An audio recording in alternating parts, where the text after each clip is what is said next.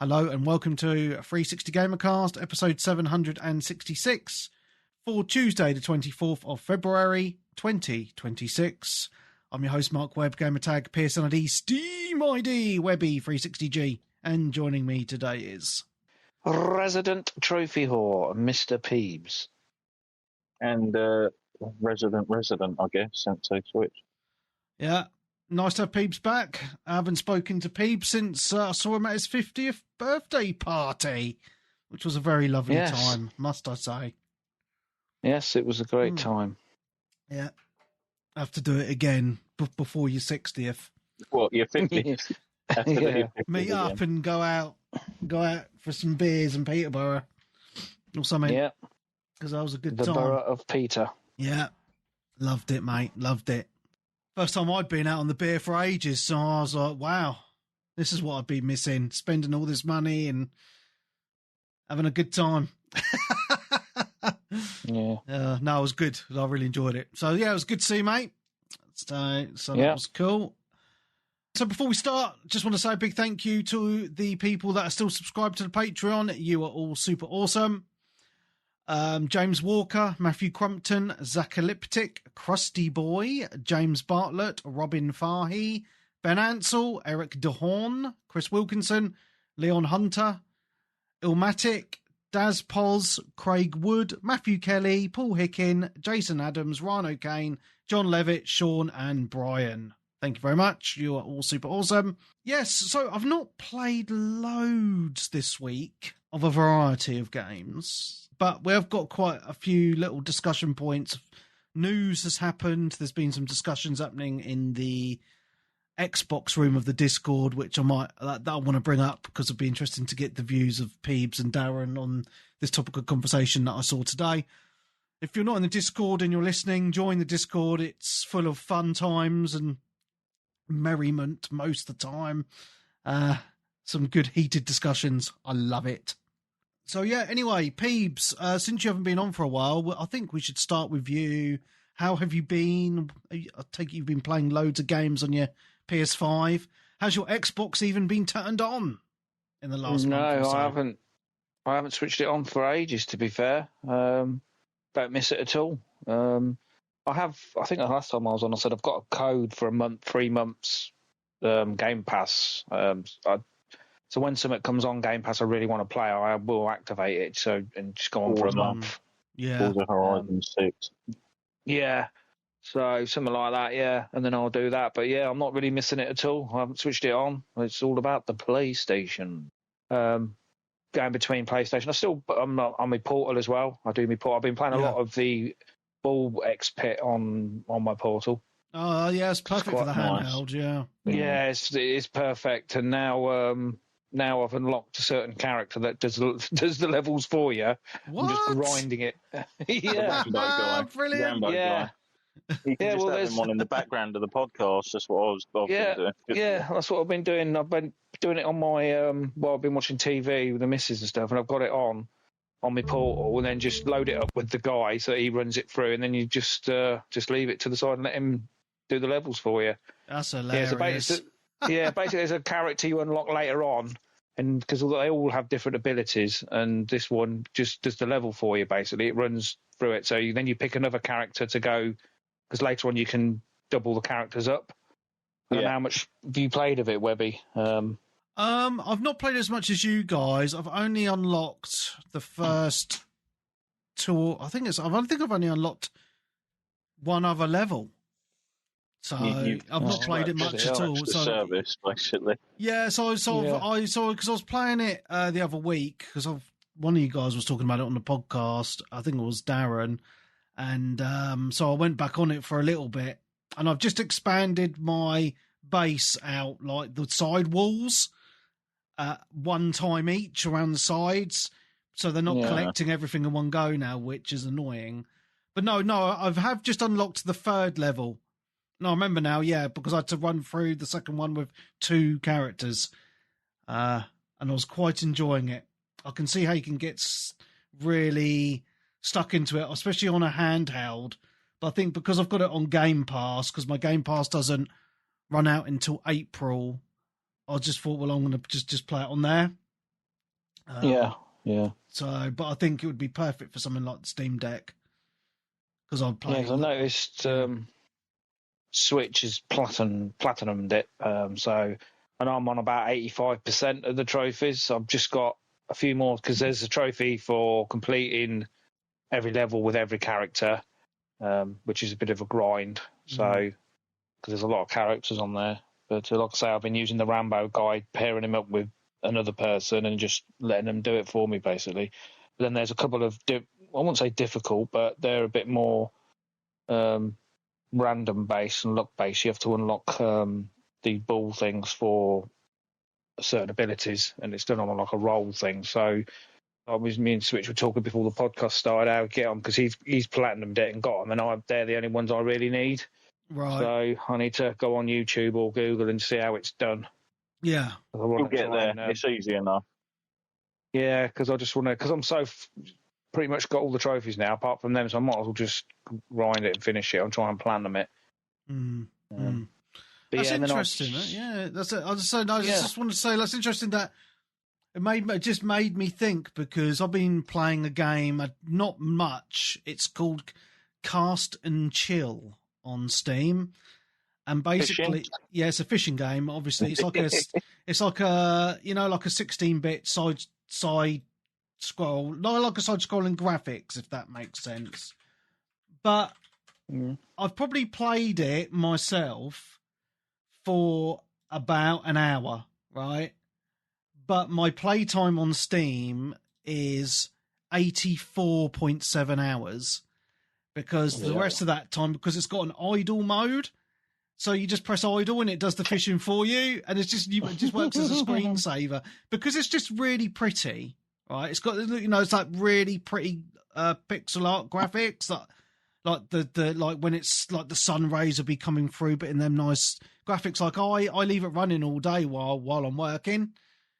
And then I come back and I check it after the end of my work day, and I'm like, oh, he's caught me loads of fish, and because automatically fishes, sells the fish, and it gets you Gevos as well for like the big fish and stuff. So it's kind of like it made me think about that for your Bull X Pit a little bit, Yeah. But I love stuff like that. It's just cool. It seems to be becoming a bit more common in more games now, this idle mode. But no, it's nice to hear you're still enjoying the Ball X Pit, mate, because I think it's one of those very addictive type of games. But I think from my point of view is I think if I'd bought it like on Steam, as I say, and I could play it on my Steam Deck, then I probably would have played it shitloads. But because it's on Game Pass and I still have the Game Pass, obviously I'm being tight and I'm just playing it on there. But the problem of that is I very rarely turn my Xbox on anymore, and when I'm on my PC, I very rarely now open up the Xbox app anymore. I don't know what it is. Like, it's something very. I just think it's a bit strange. Like and I think you might have gone through this, Peebs, before you went over to PlayStation completely. Like, my Xboxes don't get turned on unless my kids are playing Minecraft, and then I don't know. Like, there's nothing. Even though there's quite a lot of good games on Game Pass at the minute, like Kingdom Come Deliverance. Kingdom Come 2 is coming out soon. They released Avatar, which the graphics on that are meant to be amazing. Diablo 2 Resurrected, and a few other games. I just, for some strange reason, I just don't feel any pull to download, let alone play any of the games on Game Pass. And I've been in that frame of mind for quite a few months now, and it's just, I don't know what it is. It's just quite weird. I just see it's probably all the backlog in the back of your head just saying you don't need anything else, mate. Well, I've got quite a large backlog, but I just feel like, and we'll get into this topic of conversation a bit later, but I'm just feeling very down on Xbox just mentally, like, because they've been, for me, the my go-to for gaming for over 20 years, and it just feels like they're just crumbling and dying for so many reasons, which we'll get into, as I say, a bit later, that I just feel no pull to play on their consoles, use their any of, just using their stuff, their Play Anywhere or anything. I don't feel the pull. So, when I'm sitting downstairs and I've got the telly on, I'm like, I fire up PlayStation, or if I'm upstairs, I'm playing on Steam. Mainly, like, there's no, in my gaming time, which, we will have limited time, some more than others, but in my gaming time, I'm like, there's no room for Xbox in there at the minute. There's just no pull. There's nothing. There's just nothing that I want to play on there at the minute for some strange reason. I don't know. I can't quite put my finger on it. And I think maybe some of the news that's been coming out, not just this week, but recently, I just feel like, why is Xbox even existing at the minute? I don't know. It's just I think they're in a weird place, and it's affected me. So, yeah, it's very strange. So, yes. But yes, Ball X Peebs, I'm glad you're enjoying it. Darren's been banging on about it for weeks and weeks and weeks on the podcast. And Graham as well. Yeah, and Graham has been playing it a lot. Yeah, I mean, I obviously got it on PlayStation, so I did have to pay, but I think it was on offer over before Christmas. I think it's normally about £12. I think I got it for £9. Yeah, but obviously I put 50 hours into it, so it's well worth. I was about to say, you're at 50 and Graham's at 56. I think I'm at 58. So we're all kind of similar. Yeah. Well, I know Graham's got a similar amount of trophies to me. I don't know whether he's not got them ones I've not got to say, so I don't know whether he's sort of given up on it now or whether he's going to try and get them last few trophies or not. We'll see. But yeah, it's definitely worth £10. Yeah, for sure. Obviously, if you've got Game Pass, you can play it on that, but I purchased it for the trophies. Good man. Darren, anything from you, mate? Yeah, I completed a game this week. No way. Yeah. The rarity that is. So, yeah, I finished Crisol Theatre of Idols. Oh, fantastic. Earlier this week.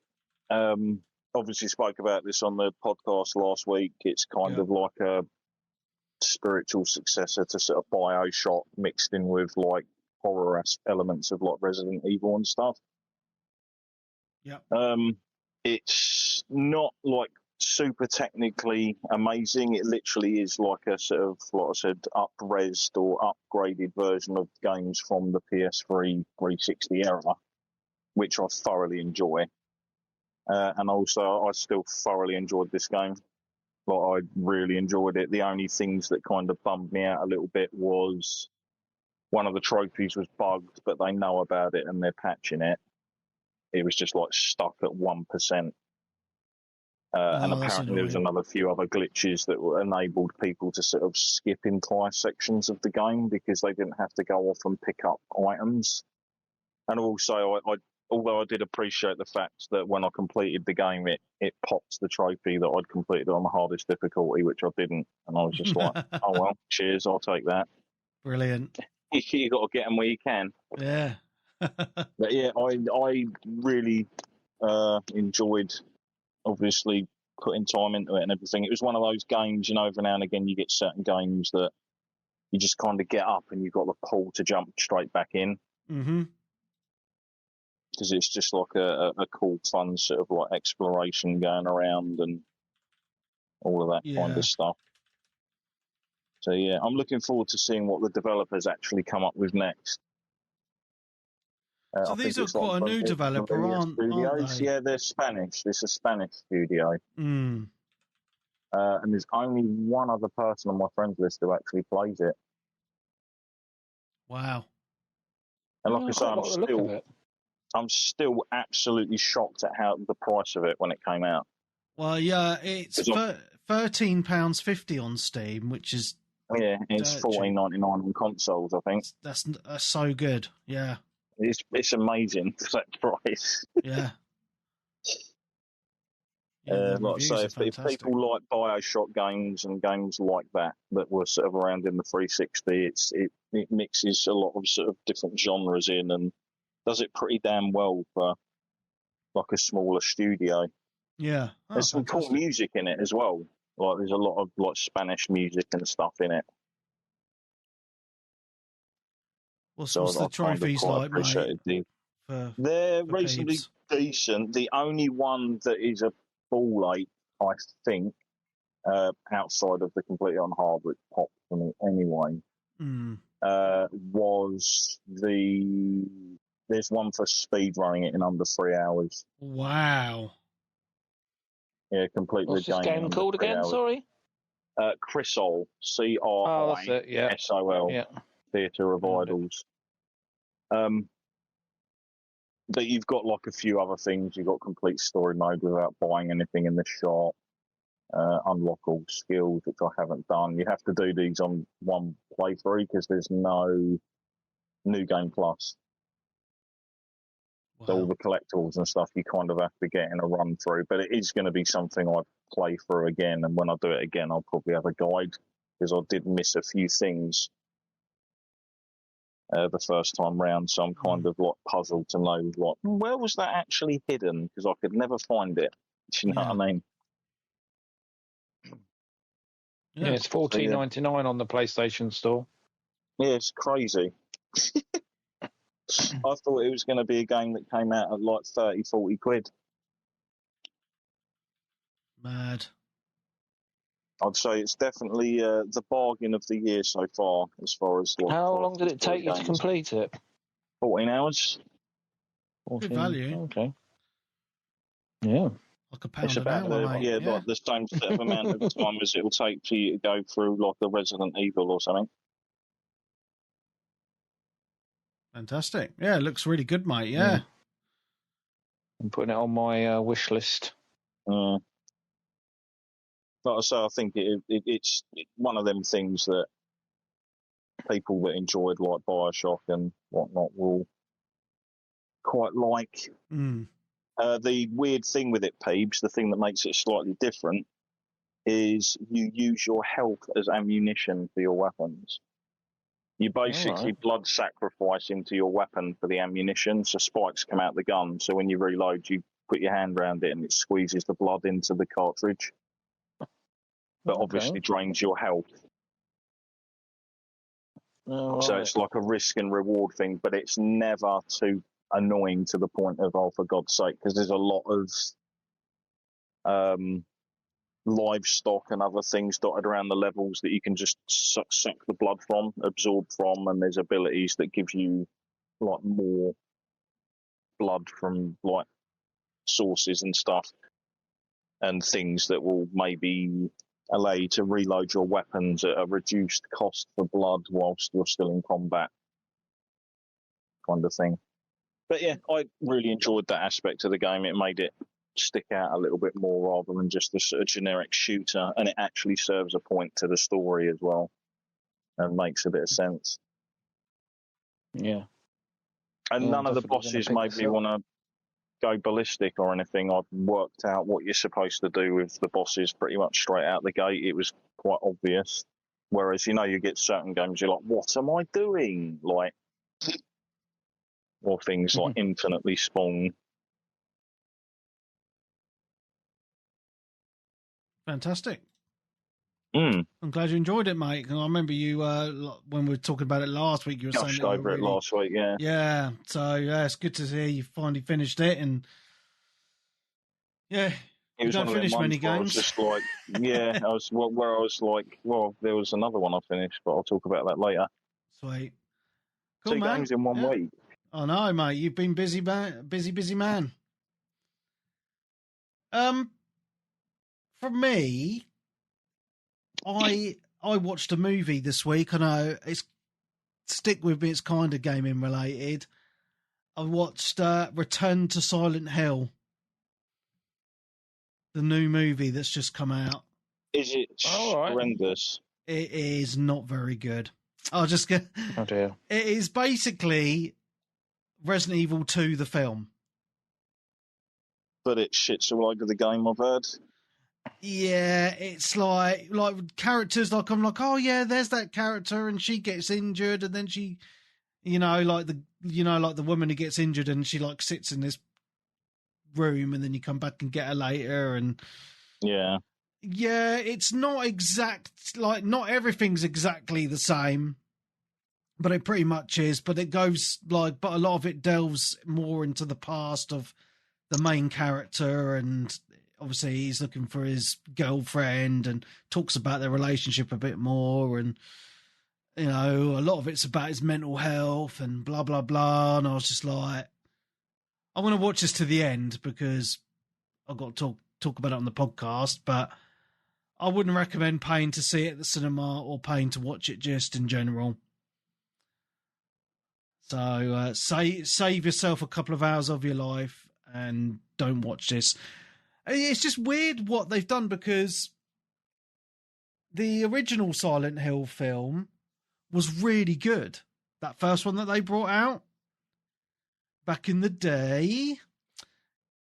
But they seem to I don't know what they've done. Like it just seemed quite lazy, to be honest. So I just wanted to very briefly mention that. And then just into one of the games I've played this week. I completed a game this week. It's an old game, but I got a platinum trophy on it, Peebs. Nice. Batman Telltale. Oh, yeah. Yeah. I loved it, man. I loved it. It was just so much fun.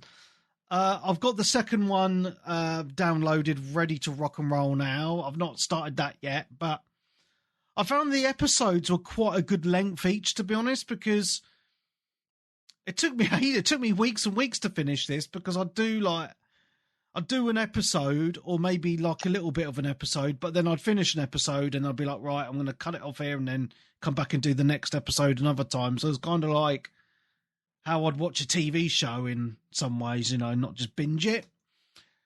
And I know it's a PS4 game, it's quite old, but I really enjoyed the story. There's not loads of gameplay in it, to be honest. There's a lot of watching and a lot of, pressing buttons in time to certain actions, or swiping left and right or up and down. And I don't actually think the choices you make in the game really affect the outcome, to be honest. But I like Batman. I'd never played this. I like Telltale games. Just something different to play. Just another take on the Batman story. And it was a really good time. So sometimes I think going back and playing some of these older games that you maybe haven't played, it's just good, because there's still some of those gems from the old, the last gen or whatever that you might have missed, and then when you go back and finally play it, you think, yeah, that's an awesome game. I should have played that back in the day. And sometimes you think, why did I miss that? I don't know, but yeah, I'm going to try and start doing that a bit more. See if there's any more of these little gems that are a bit older that I've not played, and go back and play them, because I've really enjoyed this experience. So yeah, probably start the next Batman Telltale game this week at some point if I find the time. But yeah, if you've not played this, it's a really good experience. I think it's on PS Plus, because I don't remember actually buying this. So and the trophies are all just story related. Yeah. You don't have to go out your way to do them. No, just play the game. Yeah, because I wasn't, obviously I didn't look at a guide. I just wanted to play the story, and yeah. And when I finished, it was like a platinum trophy popped. I was like, oh, I better let Peebs know about this one. so yeah, it's it's a good chill game. It's all story pretty much, as a Telltale game is, and yeah, good fun. So I wanted to mention it if you like some oldie but goodie games. Awesome. Back to Peebs. Right. So obviously I've not been on a while, so I think the last time I was on, I finished Indiana Jones, didn't I? Yes. And I had some CEX vouchers, and I did purchase Double Dragon. What's it called? Double Dragon. Revive? It's not Neon, is it? That was the other one. Revive. Yeah. No, it's Double Dragon Revive. It's on disc from CEX, and I ordered it, and they sent it to me. And it actually came with I think it's 2 or 3 cards. It's like a collector's edition.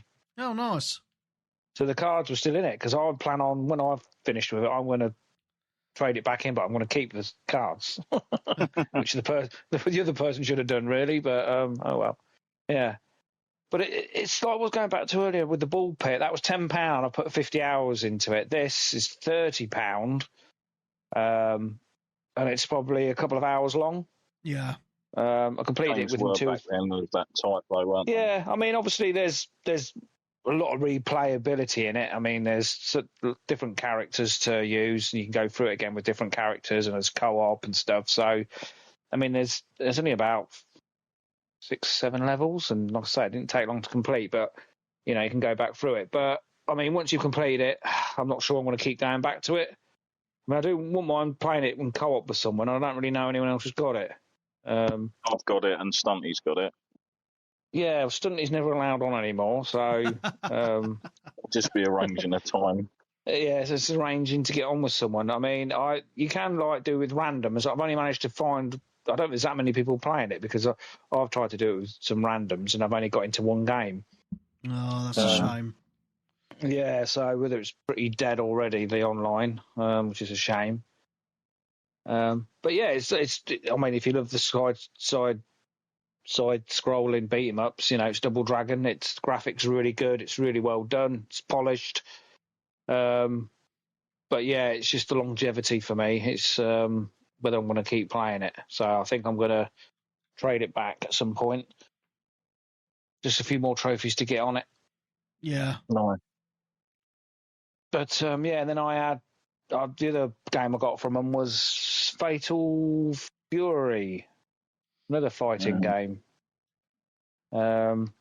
Which one's there's loads of them, isn't it? Is that City of the Wolves? Yeah, City of the Wolves. Yeah. Which again, I've not put a massive amount of time into it, and there's loads of characters on there to pick, and it looks quite like an in-depth game, to be fair. But that's just obviously old school, like one-on-one beat 'em up type game, isn't it? Like Street Fighter. I remember Fatal Fury back in the day. I think I had it on the Mega Drive. Guys, I think something's happened to me. Thing. I can hear you. I can hear you now. Yeah, it's like, yeah. like you both cut out for like 10 seconds. That was really weird. Right. Yeah. Yeah, so yeah, Fatal Fury, enjoying that as well. And again, that's on disc. That's like it's like a cel shaded type graphic, but I think it's done really well. But do you not like it, Switch? Because I know you've got it, but you don't really play it. No, I haven't got it. I avoided it because they put stupid characters in it that I didn't want in the game. Like Ronaldo. So fussy. Well, no, it's like... Yeah, he's in it. You wouldn't go to the store and buy 24 cans of, like, Coke and be like, oh, why are there 2 cans of, like, 7-Up in there? Kind of thing. But yeah, they're giving away like 3 characters in updates, haven't they? They've got more still to come. Oh, have they? Oh, right. Yeah, I noticed there's bloody loads of characters. I've not used Ronaldo yet, but yeah, you basically go around a map. A few free DLC ones that you can download, or whether they automatically download with updates and stuff, I don't know. Yeah, I noticed there's been a few updates on it, but I've only done 2 or 3 hours of it. So. But yeah, I'm playing on easy. There's like a story mode. Obviously, there's online mode as well. I've not really delved too much into online because I'll always get. I don't mind these sort of beat 'em ups, but I'm not that good at them, especially online when you get all the pros on there battering you all the time. Oh yeah, definitely with that. Yeah. So I just sort of do the story mode. Even that's quite difficult. I think I'm doing that on the normal or easy, and it's still fairly difficult. You have to earn like points, then go into a next area of the map and then fight people in there. So it's Yeah, I like it. And that was, I think I got that on disc for about 30 again. No, 20, I think. But that was on my wish list, and they do reduce it quite a lot. I've noticed, and then put it back up to normal price, then reduce it, and then backwards and forwards. But I think I saw it on Amazon last week for about £22 for the collector's edition. Wow. Right, yeah, that's worth it. Yeah, so they're my 2 disc purchases of late. Ooh, very cool. Yeah. And I've still got about 80 quid on my CEX, and I'm just waiting to. I mean, there are a few games coming out that I want, but a few of them I think are not sure if they're disc releases or not. But and obviously with CEX, you've got to wait for someone to. If it is a disc release, you've got to wait for someone to buy it, finish it, and then trade it. Yeah, they do sometimes get new stuff, but it will be like for basically the same price. Because I don't know if you've seen this new game. I don't know if you've heard of it. The John Carpenter's Toxic. What's it called? Toxic something or other. Commando. But yeah, that looks really cool. That comes out next. Yeah, that comes out 2nd of March or the 12th of March. It's a couple of weeks' time. But that looks really cool. But I'm not sure if they're doing a disc. Are they doing a disc version of that? Yeah, disc version. Yeah. There is. All right. So I've got it on my wish list. Yeah. Have you heard of that, Webby? Funny enough, Darren let me know today that there's a demo out on Steam for it. So yeah, because I don't think there's a demo out on the PlayStation, though, is there? No, it's just Steam that's got it. It's running for about a week, I think. Yeah, so I might download it tomorrow or something and give it a go. Yeah, let us know, Webby, because... Well, if it's a co-op, it's a 4-player co-op game, isn't it? So I want to see if anyone else will, out of the PC gang on the Discord will join me. Is it cross-play when it comes out? I believe it should be. Oh, that's all right. And perhaps we could... I didn't realise it was 4-player co-op. Yeah, it's Saber Interactive, so Warhammer Space Marine 2 is obviously cross-play. I think World War Z is cross-play. All same developers. Yeah, perhaps we can get if we all get it at the same time, we can perhaps do some co-op on it then. Oh, definitely, as long as it's not the classic early co-op sessions of Back for Blood. When we all just got our heads stomped in non-stop on the same levels over and over. Yeah, but I'll be probably getting this on day 1 release then, so if anyone else is getting it, we can do some co-op. Yeah, because I think this is only, 30? I think it's on my wish list for about 30 quid. Yeah, it's about 30, 35, yeah, it's around that price point. I think if you buy it on the PC and you own Space Marine 2 or one of their other games, you can get it at a discount as well. Oh, really? I believe so. Some bloke was talking about it in the video I watched when he was talking about the demo beta thing. Oh, yeah, I'm just looking now. What's this bundle? Pre-purchase Warhammer Space Marine 2 X Toxic Commando Standard Edition bundle, £27. What is this? Oh, yeah. You can get it on Steam for £26 and 24p because I own Space Marine 2. Well, that's good. Oh, game, mate. Yeah. Not bad price. Obviously, if the demo's shocking, then...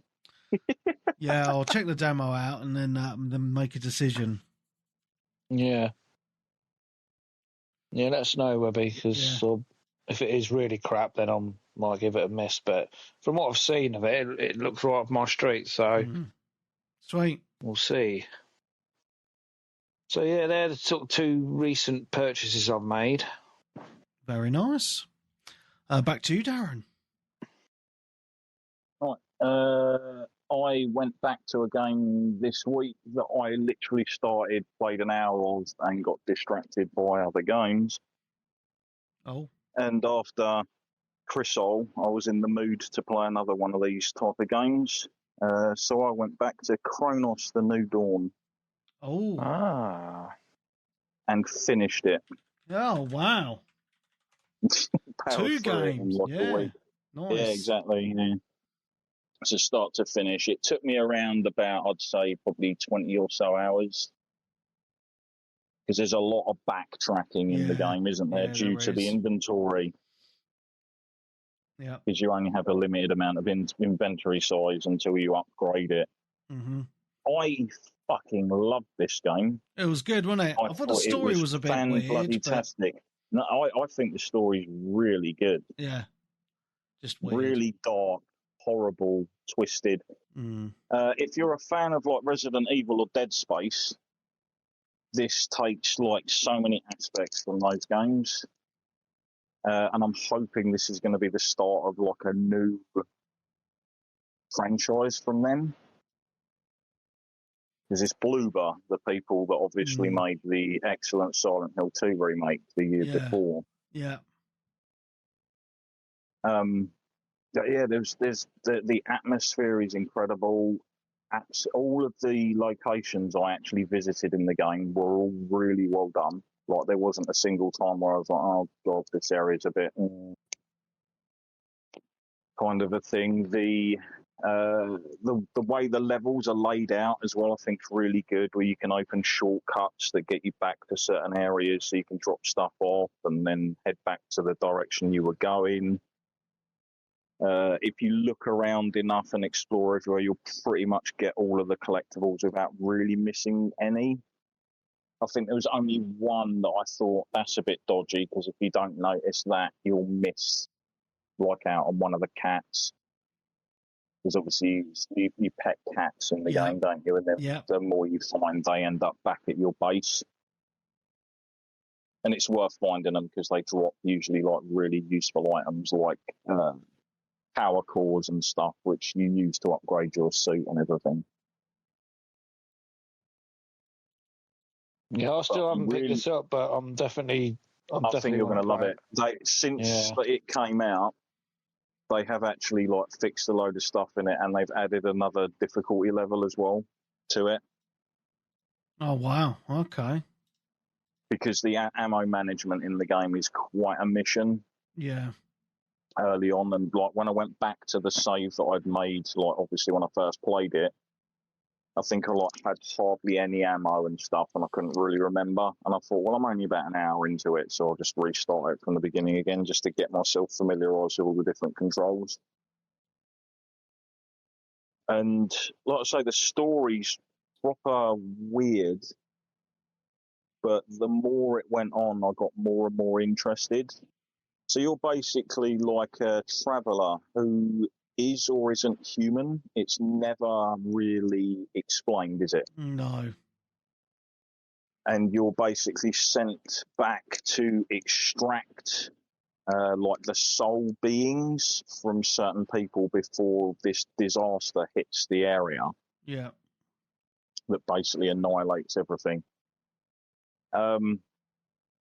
And when you collect these essences from characters, which you'll get to do at multiple points in the game, you can also choose, because you can only hold a certain amount of them in your what's-it.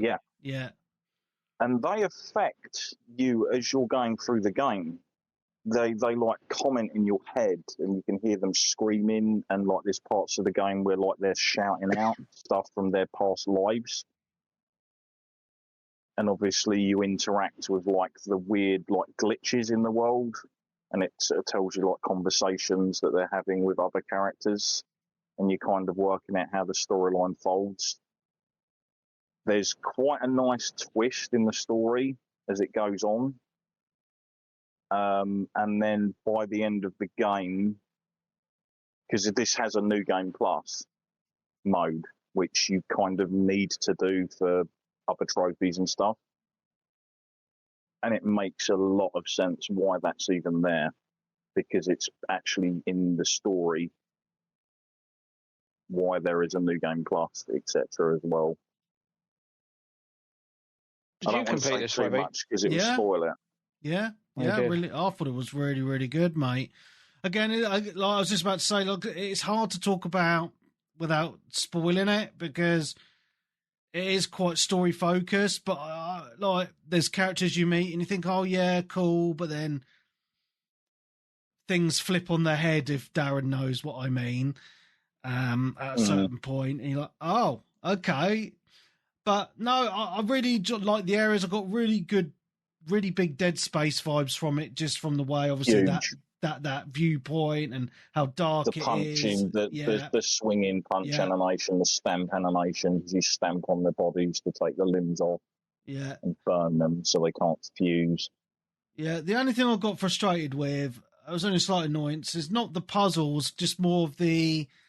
it's kind of puzzly. It's the magnetic things you stand on. Then when you fly from magnet to magnet, I thought that was actually kind of cool. I had a few parts where I got a bit lost. I was like, where the fuck am I going to go? And I just got a bit annoyed. But apart from that, I thought it was a really, I will say, really when good you game. do end up on any of those, look at the one that's obvious that you're to go to next, but also look around to see if there's any others just off screen that you can get to, because that will more than likely take you to like an extra little area. And then there was just collectibles or logs and stuff. Yeah, and from me as well was that I just felt there was just too much backtracking as well in certain areas. I was just like, oh, for fuck's sake. But that's probably because more I was just wanted to finish it. You know what I mean? Being impatient. But no, I thought I did a lot of it because I was like, oh, I'm full up again. I'll quickly run back to the thing where I can sell some stuff. You know what I mean? I've just picked up, so I've got space to pick up other items, etc. Yeah. But it should be quite cheap to pick up now, I would have thought. I think I've seen it sort of around about 30 quid. But again, this wasn't a full price game either, was it, out the gate? It was like a 45, £50 game initially, something like that. Yeah. And like I say, for the atmosphere, and like, I played through the whole thing in headphones. And one of my mates who's got it on PC was like, I'm pretty sure I've got a VR mod for this game. I might have to check it out in VR. And I said, no, do not. Don't. I said, once you play through it in flat screen, you'll realise why you probably shouldn't play it in VR.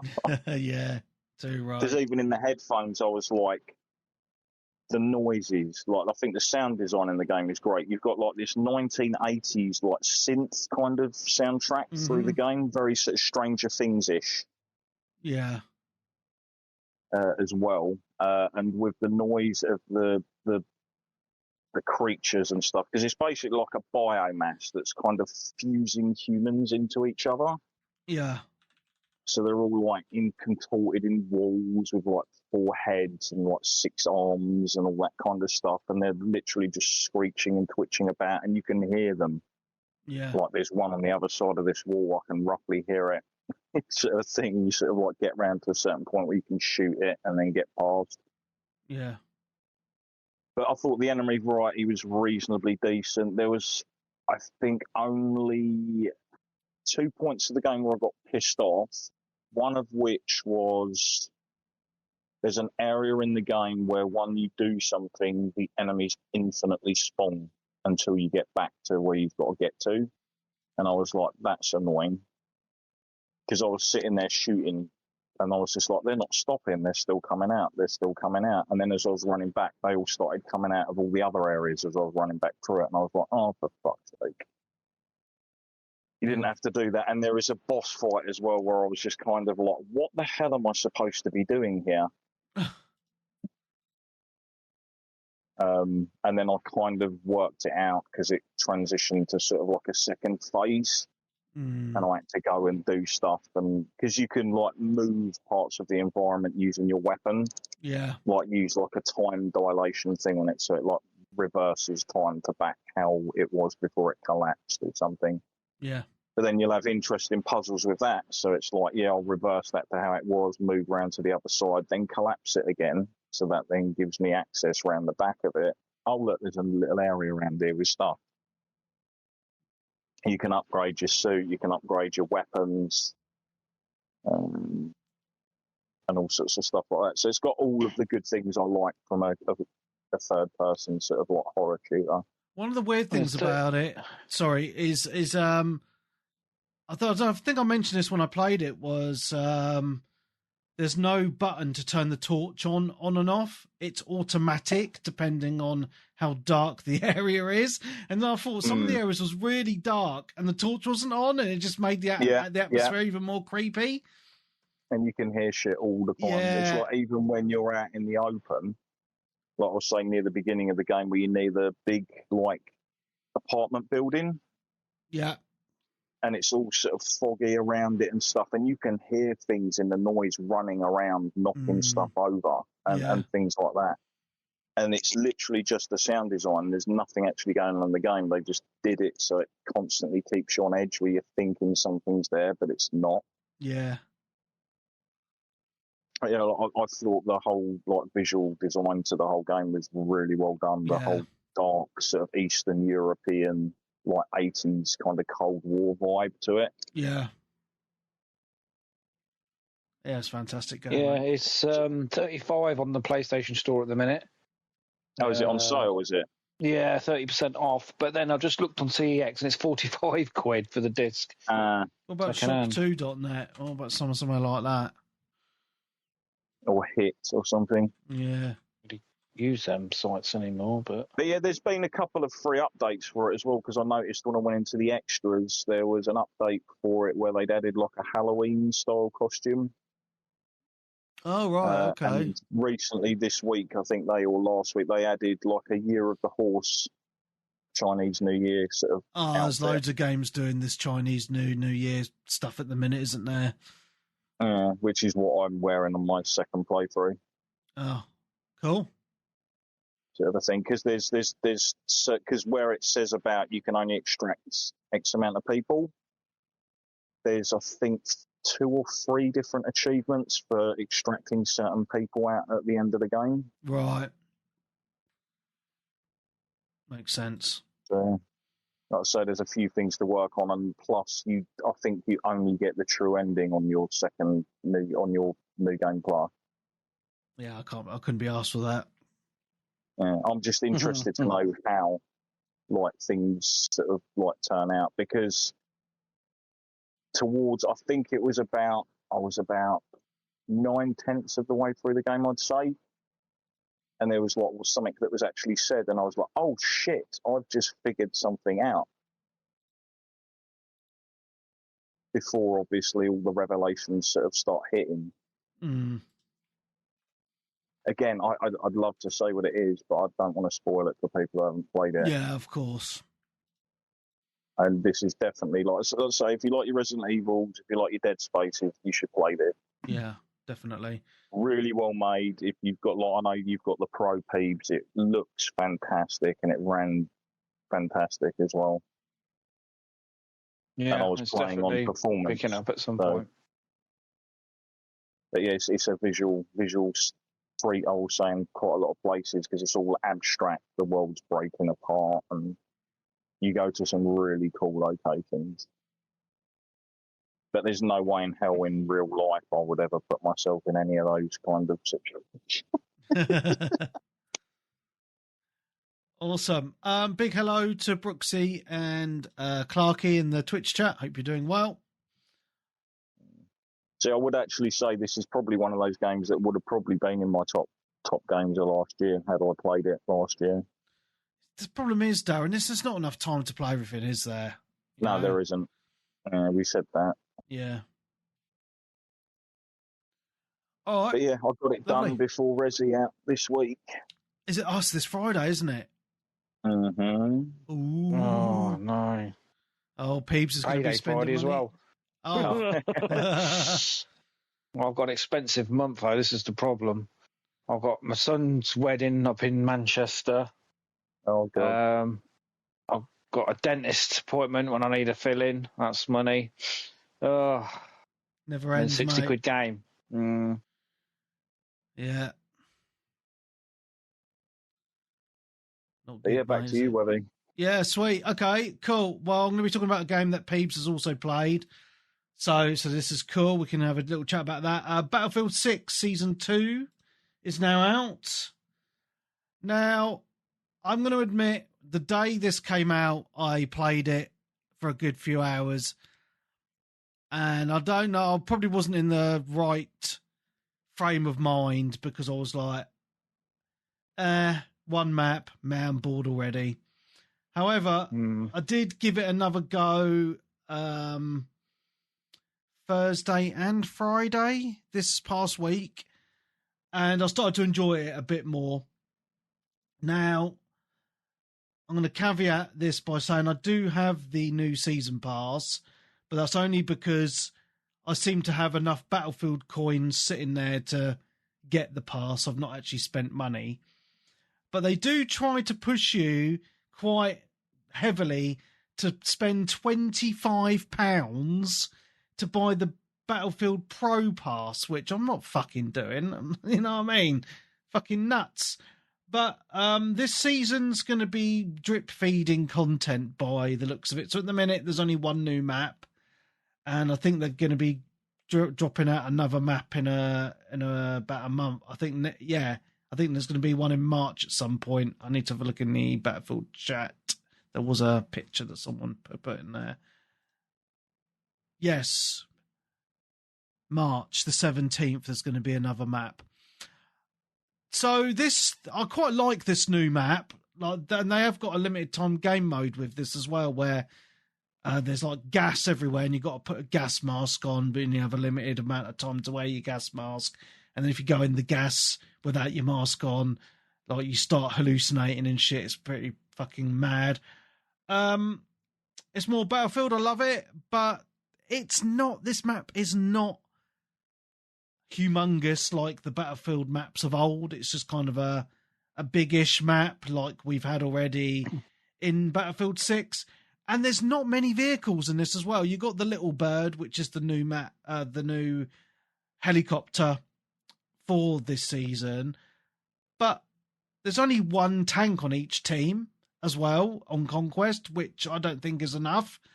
So it's very infantry heavy, which I like to have a lot of vehicles, which is a little bit of a downer. But graphically, it looks really, really nice. I do like the design of the map because there's quite a few like cliff edges and stuff where you can get your snipering on if you so wish. And there's some undergroundy type areas as well. So in that respect, like of the design of the map and the graphics of the map, I really like it.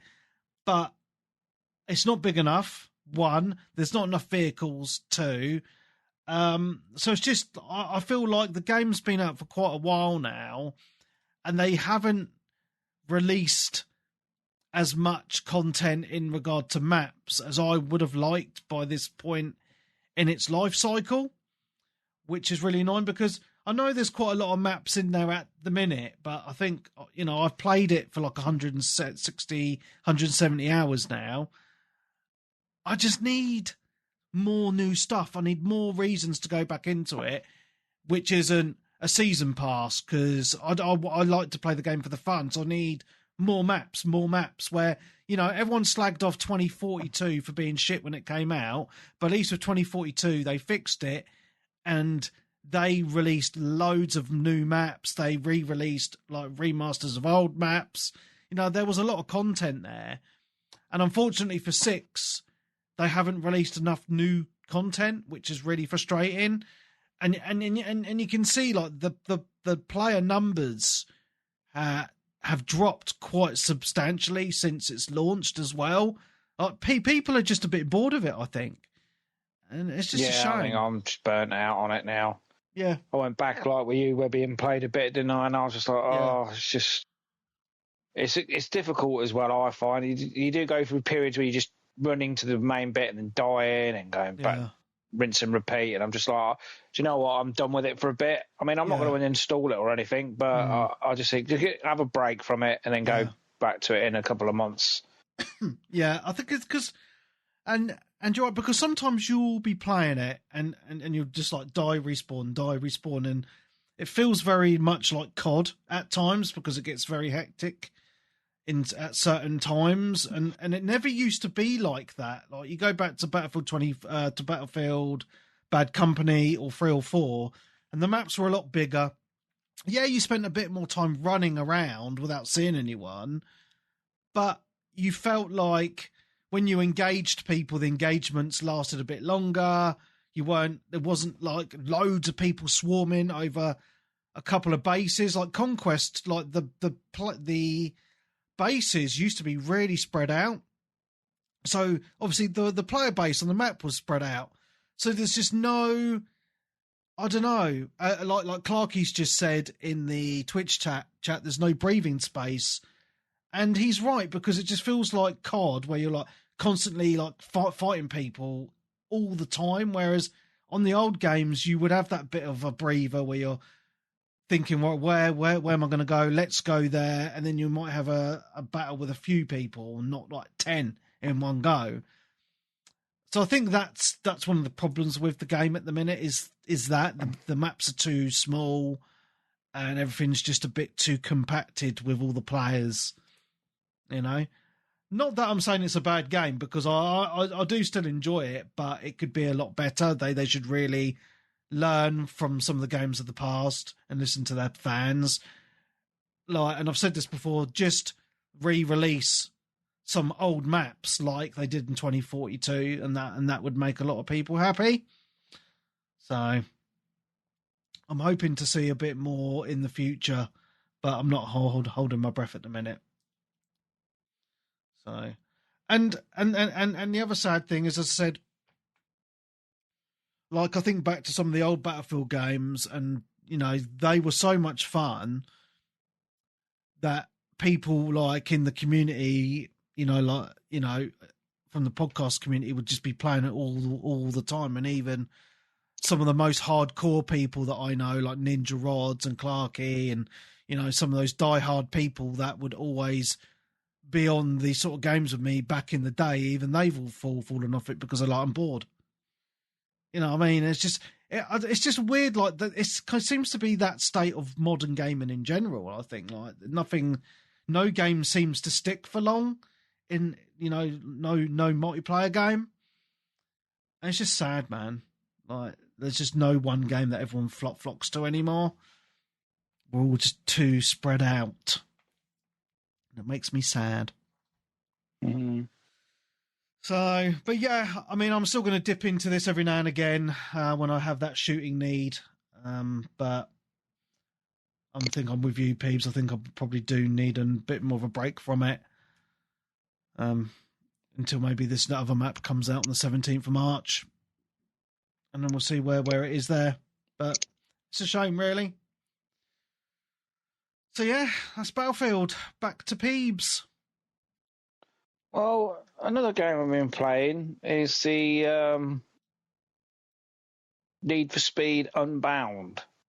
That was freebie, isn't it, on PS Plus? Yeah, it's on the PS Plus thing. So yeah, I mean, I did.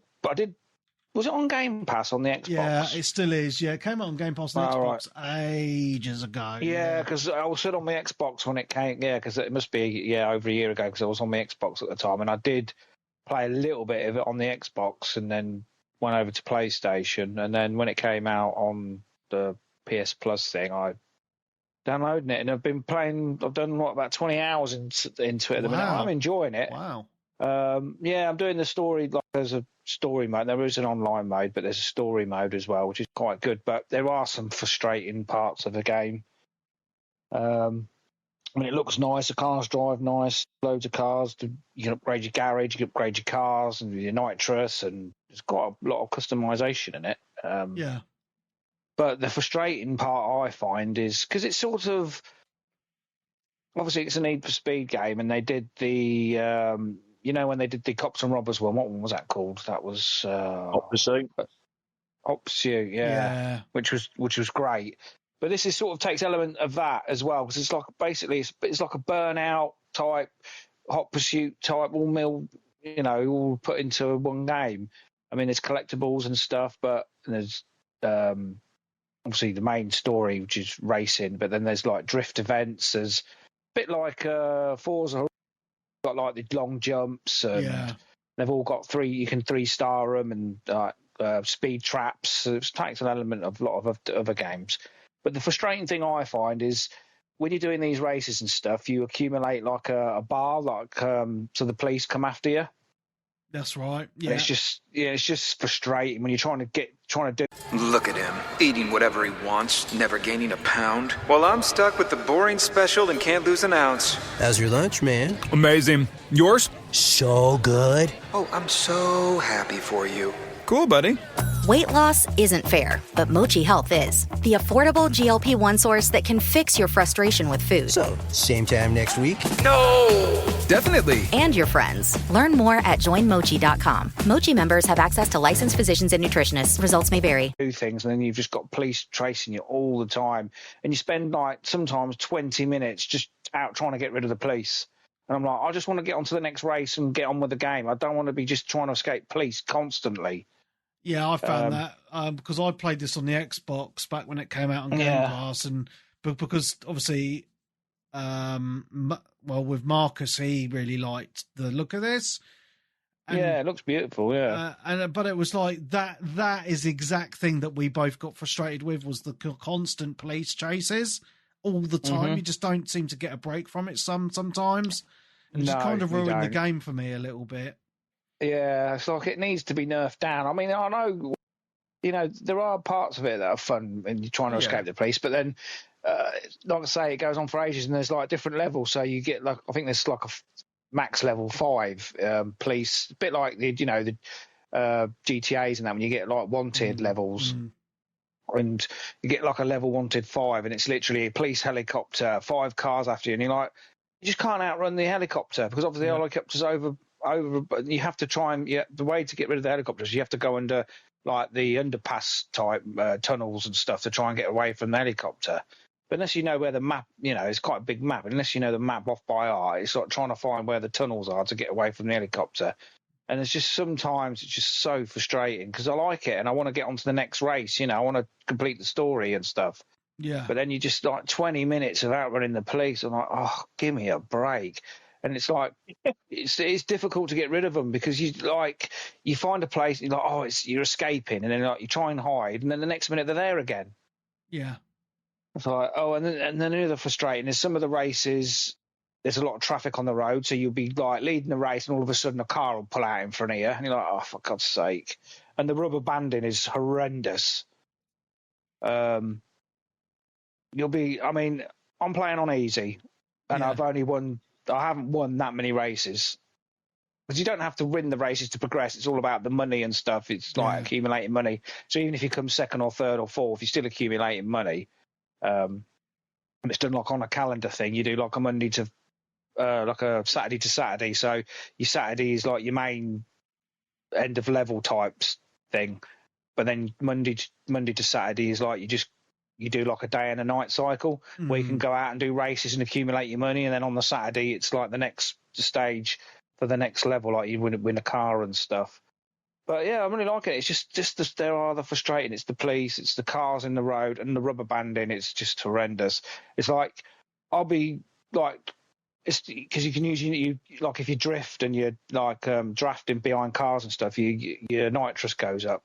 And I'll press I'm chasing a car and it's literally just in front of me. And I'm going to press my nitrous now to overtake it. I press my nitrous and the car in front is going the same speed as me again, even though I'm doing my nitrous.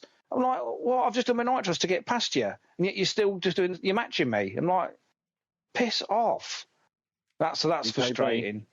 Yeah, and then like there's like some races where you just head to head with like a rival, and they're quite hard, right? And I was doing one, and about 3 or 4 times I couldn't do it, and I was like, retry. Anyway, I got to the final lap, and we were sort of neck and neck, and I span her. What I did is she was just overtook me, so I thought, right, I'm not going to beat her, right? So I just nipped the back end of her car to spin her out, thinking, well, if she spins out, I'll flipping, I'll be I can win the race.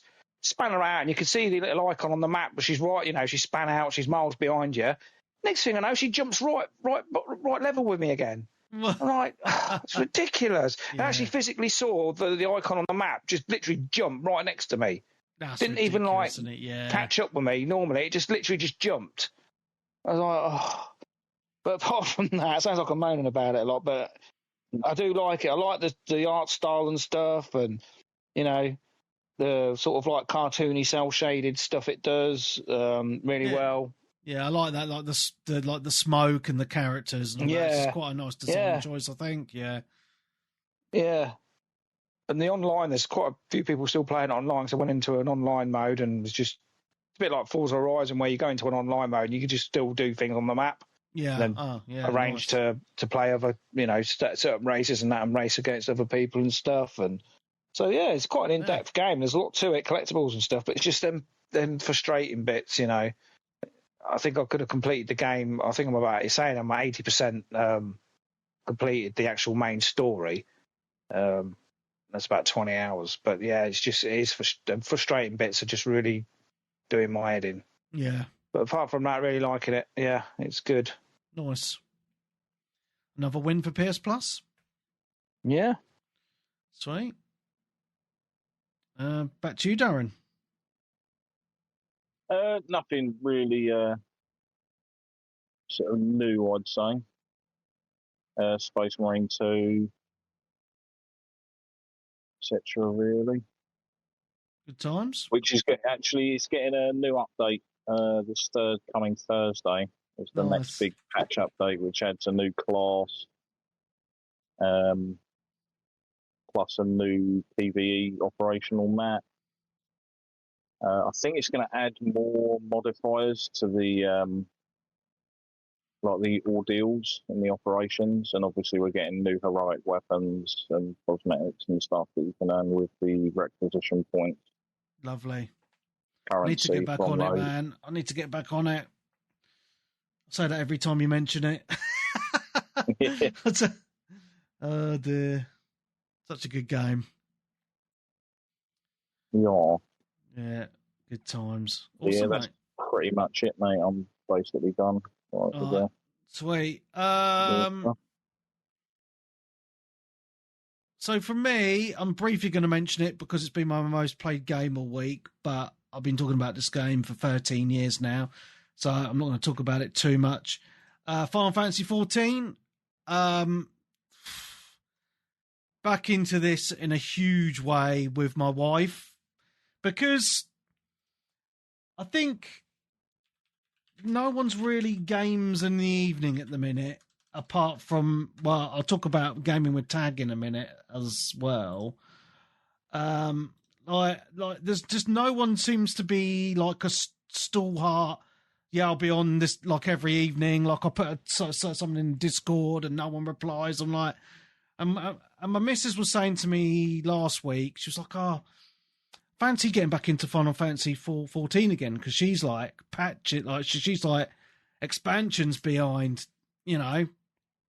So I said, "Oh well, if you resub, I'll resub and we'll play."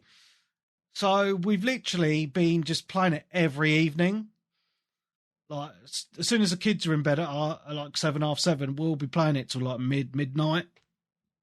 And so she'll be on the PlayStation, and fucking hell, the game looks amazing on the big telly. I forgot how good it looked on the console. It's just so good.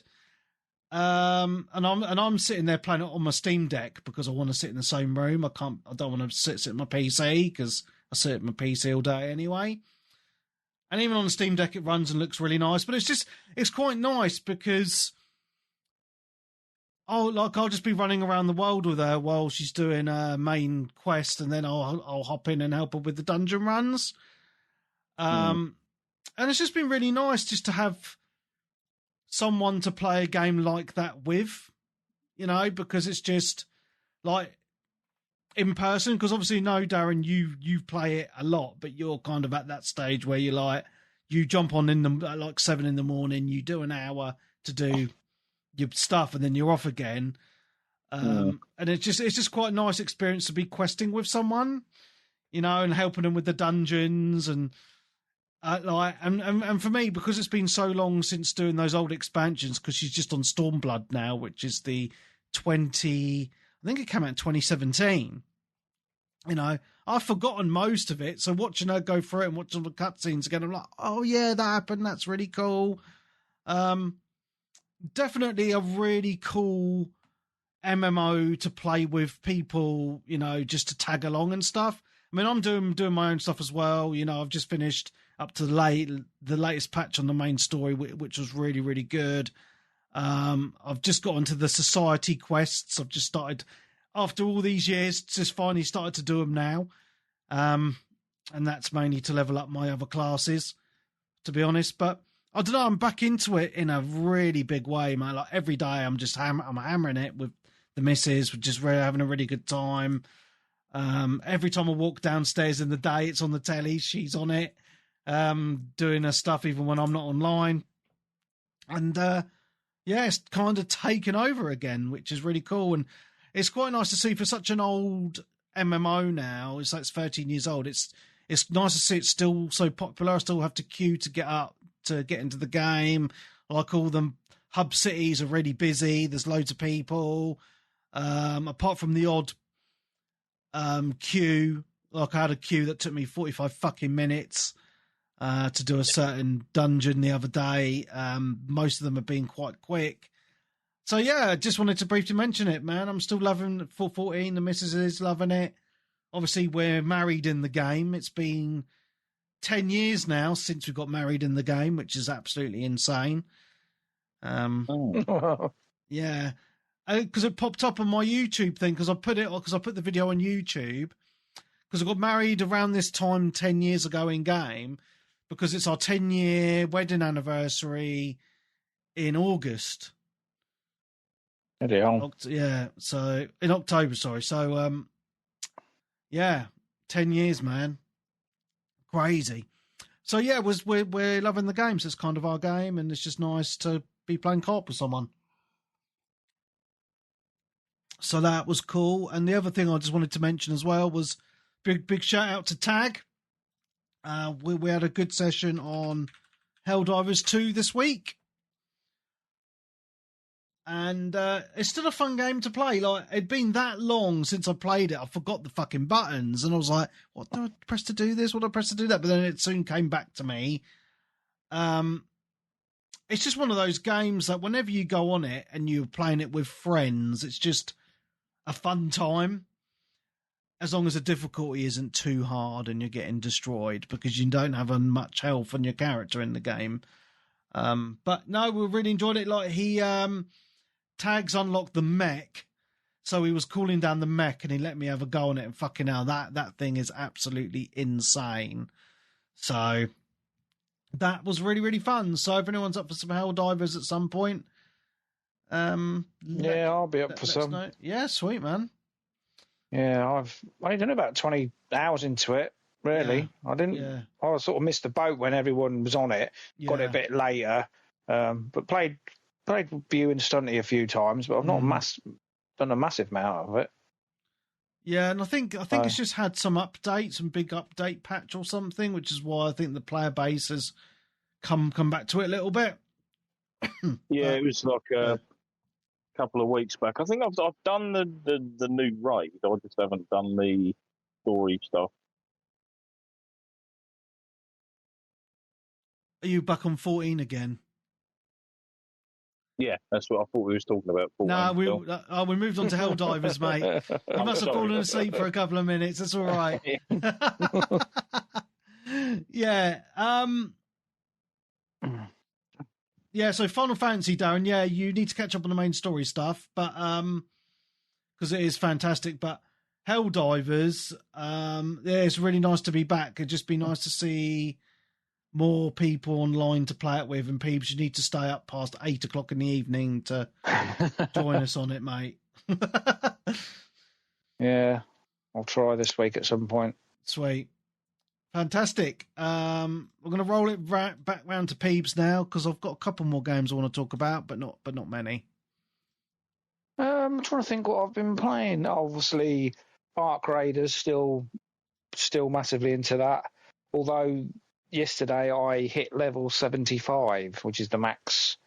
So it's like, what do I do now? Because you can do this expedition thing, can't you? I don't really understand it too much. I mean, I did put it in the Discord, and someone explained it, and Sly did explain.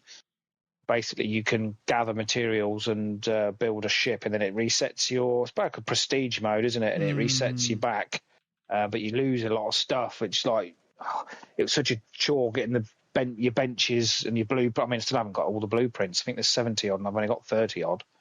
But you lose all your blueprints. Apparently, benches get reset, so then you've got to build your benches back up. But then I don't really know what the benefits are, though. That's the thing. It's all right resetting everything to give you, so you can, it's a challenge again to rank up again. But I think your XP goes up a bit quicker the second time round. But I don't know what else. What you're gaining from it. What is it worth it? So I need to weigh that up. But and I think there's only a certain amount of time you can actually do it. I think Daz Poz has put in the Twitch chat about it, but I think you can. It's only something to do with, because obviously you get like skill points for every level up. Yeah, you don't get enough skill points to put everything into all the nodes. No. And I think when you prestige, you can earn a few more skill points. I don't know. It's another one of those, like Ark Raiders. I know people love it, and don't get me wrong, I think it's a fun game, but it's another one of those online games which I think, for me, was kind of the flavour of the month, and I did what I wanted, and I can't be fucked to play it anymore because I feel like I've done everything.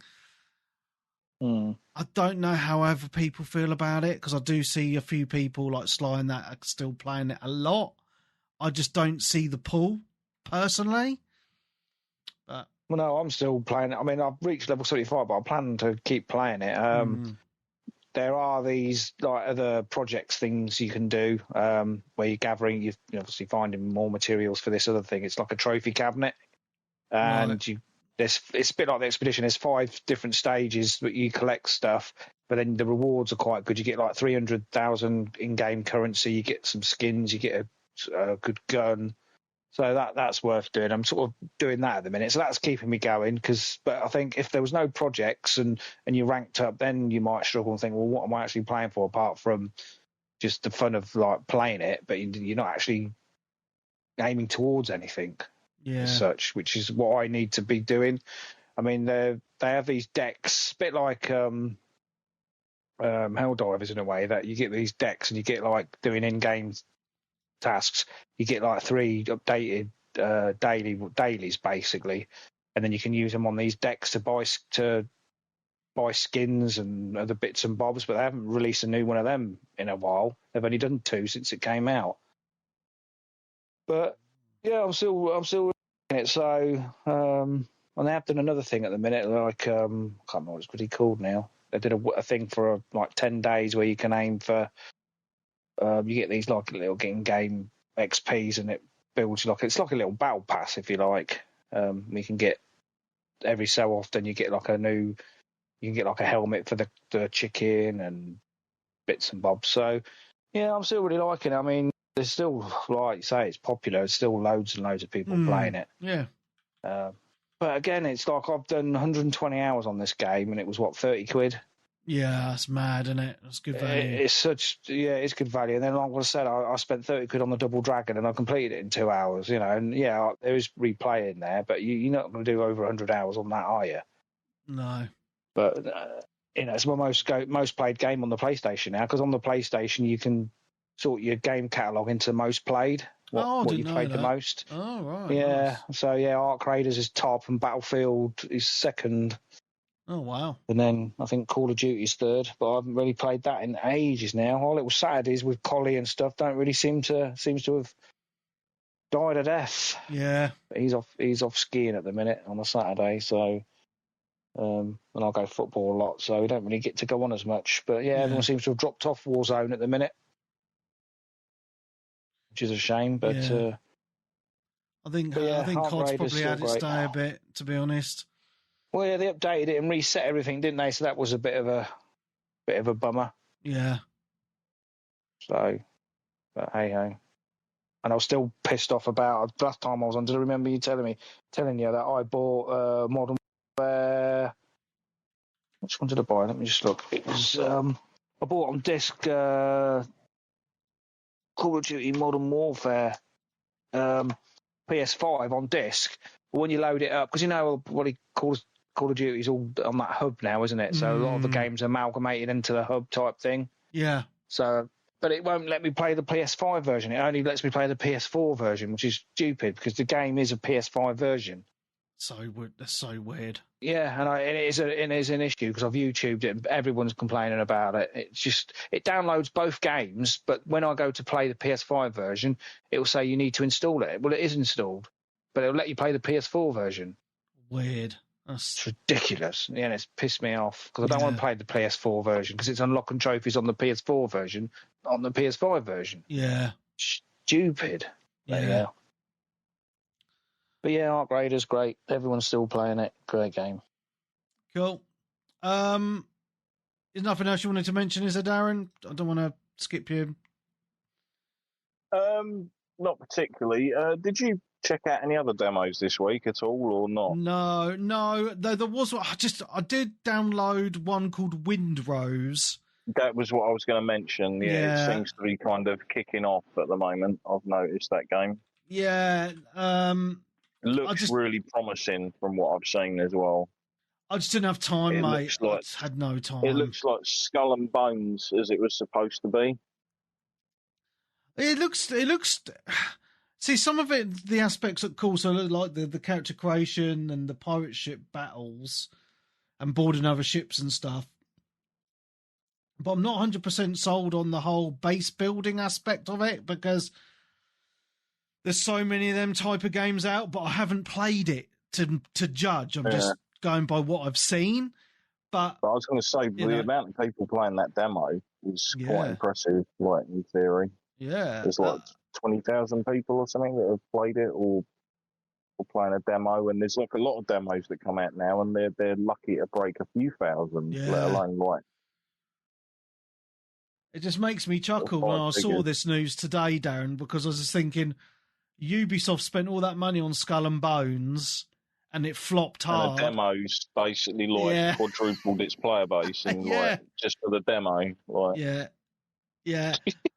But I think what could make or break this game for me is obviously you've got the base building aspect, stuff like that, but it's if I had people to play it with, because it's one of those co-op games, isn't it? You jump in with friends, you build up your base together, you go on your ship battles together and stuff, you know? It does look cool. I just... how much time are you going to be spent mining stone and chopping wood and stuff? You know, that's my question, because obviously that is an aspect to the game. But like the stuff I've seen, like where you're sailing your ship and fighting other pirates, and that looks really cool. But I think the art it's style as well. It's kind of almost sort of stylized, cell shaded, isn't it? Yeah. I think this is a PC only game at the minute as well, isn't it? I don't know if it's coming to consoles. Oh, I think it's going to be one of those games where, because of the type of game it is, it makes sense for it to basically like start cutting its teeth on the PC, where they can update it, patch it, get all the feedback properly, and then it will probably get ported over. I mean, it took Valheim a long time, didn't it, to end up on console? I think that's only on Xbox. Yeah. Conan Exiles and all that lot, they came a lot later. Art, I think, came later as well. So they generally do always start off on the PC anyway. Yeah. Plus, at the end of the day, they're designing it, and obviously, again, I think this is a small team of developers. Yeah. You don't want to be mucking around with too many different systems and who's running what, etc. Yeah. Series X, Series S, PS5, PS Pro, all that sort of stuff. Yeah. But no, it seems to have just taken off out of nowhere, hasn't it, the last few days, from what I've seen online. Every day I sort of I think I heard about it Tuesday or Wednesday. And then like every day I've been seeing the numbers going up, because obviously more people are finding out about it, word of mouth. More people are downloading it and trying it out. Yeah. Looks cool, man. So yeah, I'll definitely check out the demo this week. I wanted to play it before this episode, but this weekend I've just been very busy with the kids, so I've not really had a chance, to be honest. Because I think you start off with nothing and then you craft and stuff, then you build like a little boat and then you work. It's one of those games you work your way up to having a ship, from what I understand. So, and the graphics, like I'm just watching the video now, the graphics look really nice.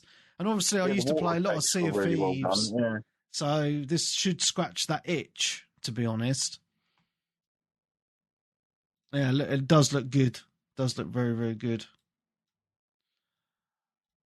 Cool. But yeah, that's all I really wanted to mention, I suppose. And obviously the update for Space Marine coming soon. Yeah.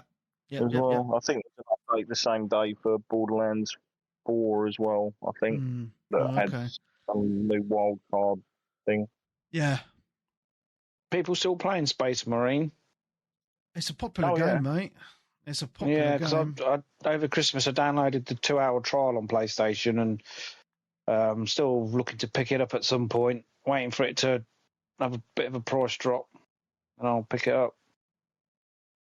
Yeah, they're still in the middle of season pass 2 content and stuff for it, but all of the when you buy the passes are literally just for cosmetics. It's not for content. It's just the cosmetic looks. If you're into the Warhammer lore, then you kind of want all the different chapters and stuff. Yeah. I was just watching, I just randomly, because I'm on YouTube, I just clicked on someone who was apparently playing that 1348 game, X-Forte, the one that's kind of supposed to be like Joan of Arc. Oh, right. There was all that stuff, and he was just like, I'm playing the demo, and I've just clicked on his stream, and he's not even playing it, he's playing Windrose. Brilliant. So maybe he played it already, and he just switched to this. Fantastic.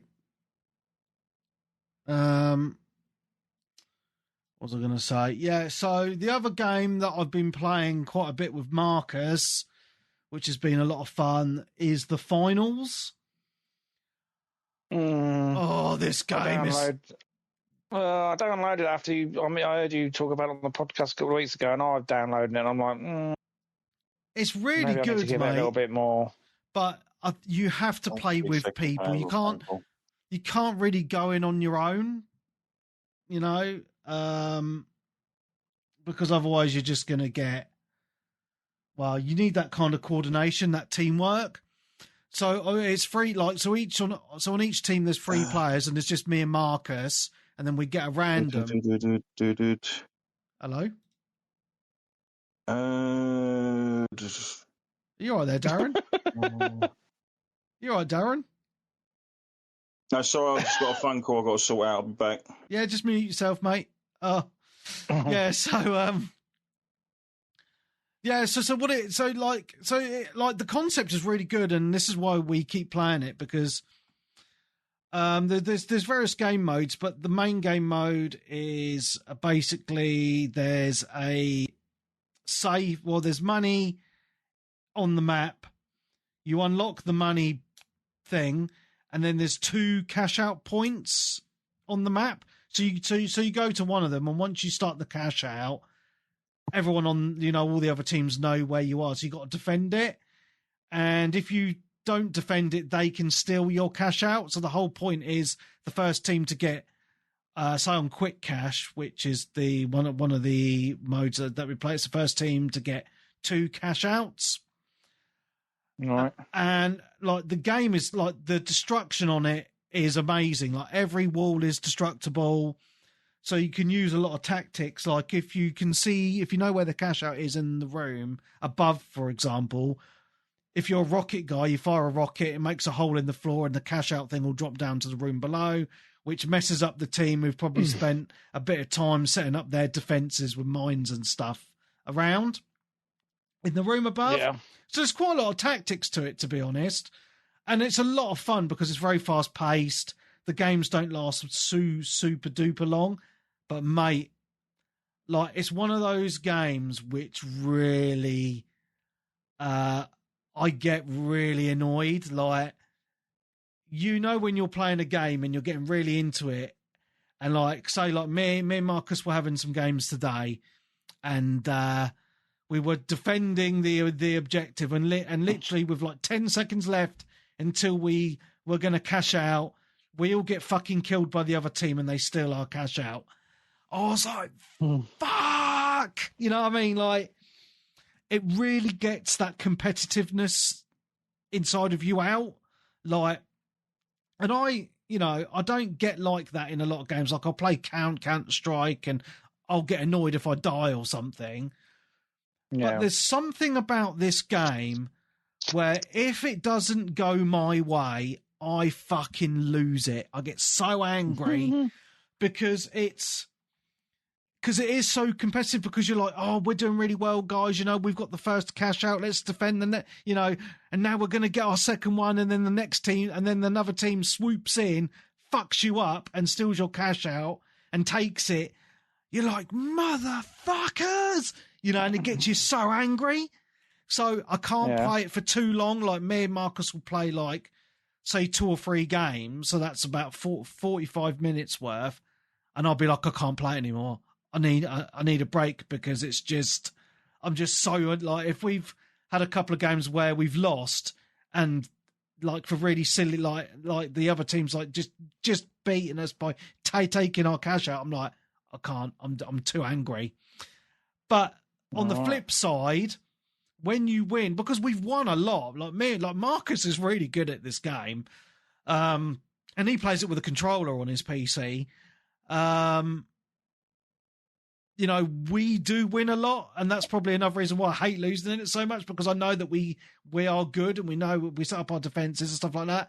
Like, we get rounds where we win and win, and I'm like, yeah, let's do another one. So there is a flip side to when you're winning, you feel great. But yeah, it's one of those hyper competitive games that your adrenaline does get pumping on it.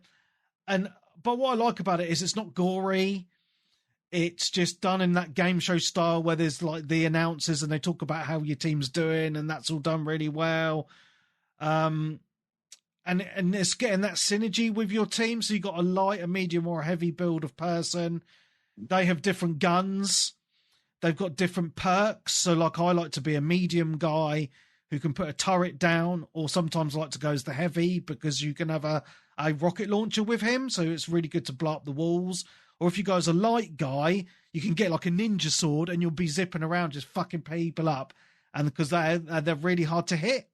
But they also get like a C4, so they're really good at using to blow up walls and stuff as well. So you've got, you know, all these different classes with different weapons, like sniper rifles, SMGs, assault rifles. The heavy can have a minigun. So it's like kind of playing to your strengths and weaknesses as a team as well. And yeah, right. It's just fun, man. It is fun, but does get very frustrating at the same time. And then me and Marcus did the we attempted the ranked mode today as well. And fucking hell, mate, I'm not touching that again for quite a while. So basically, because obviously that's where all the people who are really good go. So instead of it being like quick cash, which is 3 teams are free, and it's the first team to win 2 to get 2 cash outs, ranked is done in a system where you start off, there's 6 teams, and then the top 2 teams from that round go to the next round, and then the top 2 teams that win, and then the top teams that win in that round go to the final round. It's done like in a ladder. Oh my God. That is hard, because you got, on that mode, you got 2 cash points like to pick up, and then there's multiple drops. So then there's, you got all the teams, and it gets very, very difficult. But we just like doing the quick cash mode, to be honest. So, but no, it's a lot of fun. Go on, Peebs. Well, I downloaded it, and I only had a couple of goes, and I wasn't really sure what I was doing. So I think I need to come on with you and Marcus, and you can. Yeah, we'll show the ropes. Yeah, show me the ropes and see if I can get into it. But yes, because it's done by the same people as Arc Raiders, isn't it? That's right. Yeah, and if you play a certain amount of the finals, you get a backpack and a charm in Arc Raiders as well. All right. Yeah, and I think vice versa. In the finals, it gives you an Arc Raiders outfit, because it's free to play. You see, so they're trying to sell you crap in game and that. which we haven't done, but there's multiple season passes, and they're doing that Chinese New Year bollocks as well, and it's a good fun game, mate. It's kind of our go-to, and I like it because Marcus is only 8, so I don't want to be playing any gory shooters. So it's kind of that. No, it's kind of a happy middle ground, So yeah, it's really, really good. Apart from that, I've been playing loads of Gran Turismo 7. I can't stop playing that. I absolutely love it. That's my number one PlayStation game. I know that's on sale at the minute as well. Yeah, I saw that was £35, I think, which is a really good price. Yeah.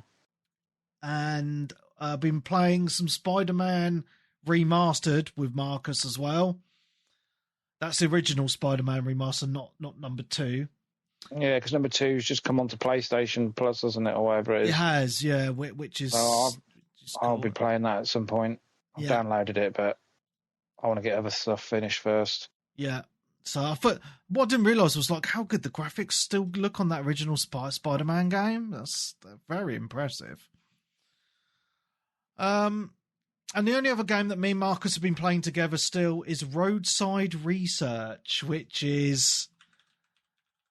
Oh, it's so funny, Looks man. Rubbish. It's so fun. It is really good. Basically, I did talk about it last week, but I'm going to just go for it very quickly again. Basically, your Aliens is up to 4-player co-op, and you're running at a gas station in America, in the middle of nowhere, but you're aliens and you're researching the human race. But right. It's got all of that that management stuff of you have a gas station and you got to earn money, you stock your shelves with different things, you pump gas for customers. But it's that kind of Sounds like a job. It is kind of a job because you build up your money and your stuff, and then you upgrade your gas station, you make it bigger, you buy more shelves, you can upgrade to stock more items. It's a bit like Arcade Paradise. Kind of, yeah, but we're without the arcades. Yeah. But with that, as well as that management, you're the aliens, so you have all these this alien tech that you unlock, but you goop. And you got to clean up your alien goop, whereas people all suspect that you're an alien. And there's other ways in the game that people may suspect that you're aliens. And if your suspect meter gets too high, you get visits from the Men in Black. And they investigate you, your gas station. You got to do these silly mini games like fart like a human to make them think that you're a human. And then later on, you can unlock more of your alien stuff. So basically the way that me and Marcus do it now, because we're quite far through, is he picks up a zapper, which knocks out the Man in Black and it knocks off their sunglasses. And you remember the Men in Black movie, there's that device which wipes their minds. So I use one of them and I wipe their minds, and the Men in Black just wander off like, why am I here? You know what I mean? It's just a really silly, fun game, but with a lot of management aspects to it. It does get quite hectic, though, even with 2 of us. I think it would be a lot better with 3 or 4 people because you're managing your till, you're stocking your shelves. There's people coming wanting you to pump their gas because they're lazy fuckers and they won't pump their own gas. And we've played it quite a bit now, so we've upgraded the shop. We've made it quite big. We've got loads of shelves. We stock loads of items. I've got more than one gas pump. I've got 2 now, so you get queues of 2 cars, like 1 car on each side, and you want to pump the gas. But the game is still in early access, and there were some notes by the devs that I read this week that they're looking at adding some automation to the game for people if they want it. So they're going to be adding in the future that customers will pump their own gas. They're going to be looking at adding till automation, so you can hire someone to work the till for you, so you don't have to do it, so you can concentrate on all the other fun stuff like spying on the humans, because there's these weird things where they're like, oh, take a picture of humans with red hair or wearing a yellow t-shirt for the alien mothership to look at all this stuff, you know what I mean? So it's just a really silly game, but with really cool management aspects to it. I love it. Me and Marcus just could play this for hours. It's just so much fun. It's definitely it's definitely a co-op experience. Like, I think if you're playing it on your own, it might get a bit overwhelming with how busy it gets, and you might get a bit bored. But because there's two of us, it just makes it all the more fun. So, yeah, absolutely loving it. Even though I had to buy it twice. But it is what it is. Oh, yeah. How much is it? A tenner. It's not bad then. Yeah, because it is on Game Pass, but Marcus doesn't have Game Pass, and I refused to buy Game Pass twice. So I bought it on Steam for him, and then I bought it on Steam for me, because I thought, well, my Game Pass runs out in April. I don't plan on renewing it, and this is one of those games that's going to be kept on being updated as the year goes on. So I thought, well, I'll just get it on Steam and, you know, and see how it goes on there. So, yeah, it's a great game. And that's all I've played. Shall we talk about a little bit of the news that happened this week? And other things? Yeah. It's been quite a busy week for news for Xbox and PlayStation, really, hasn't it? So the first bit of news that popped up this week, which I was absolutely shocked about, Bluepoint Games being shut down by PlayStation, which boggles my mind, because they've done some really good remakes of games. What did you guys think of this? Well, I don't really follow the news that much on the gaming stuff, so... Oh. That's a shame. So they did Demon Souls for the PS5, the Shadow of the Colossus remake, yes. Did they do Bloodborne? The Drake Collection. Did they make Bloodborne? I don't think so. No, they're more of a remake team. Right. But obviously their big one was Demon Souls. And that was actually the last game that they pushed out. So it's been 6 years now. So it's been quite a long time since they've pushed a game out, I guess. But surely they've been working on some, haven't they? Well, I imagine they must have been. Well, yeah, what they've been doing for the last 6 years. Pissing it up the wall, I guess. So I think Darren's having some issues because he's dropped off the chat again. Yeah. But yeah, it's just a big shock, because they're one of those big studios that have done a lot of good stuff, but they only got bought out by Sony. When did they get bought out? I think. Well, let's hope Sony don't start going down the Xbox route where they're buying all these independent developers and then bloody just shutting them down. Well, that's what's been happening, because I did see something. I didn't save it, but I saw some comment somewhere about how Sony have bought out a load of studios the past 5-10 years, and how many of them they've shut down and all been failures, like Bungie as an example. Yeah. Are you there, Darren?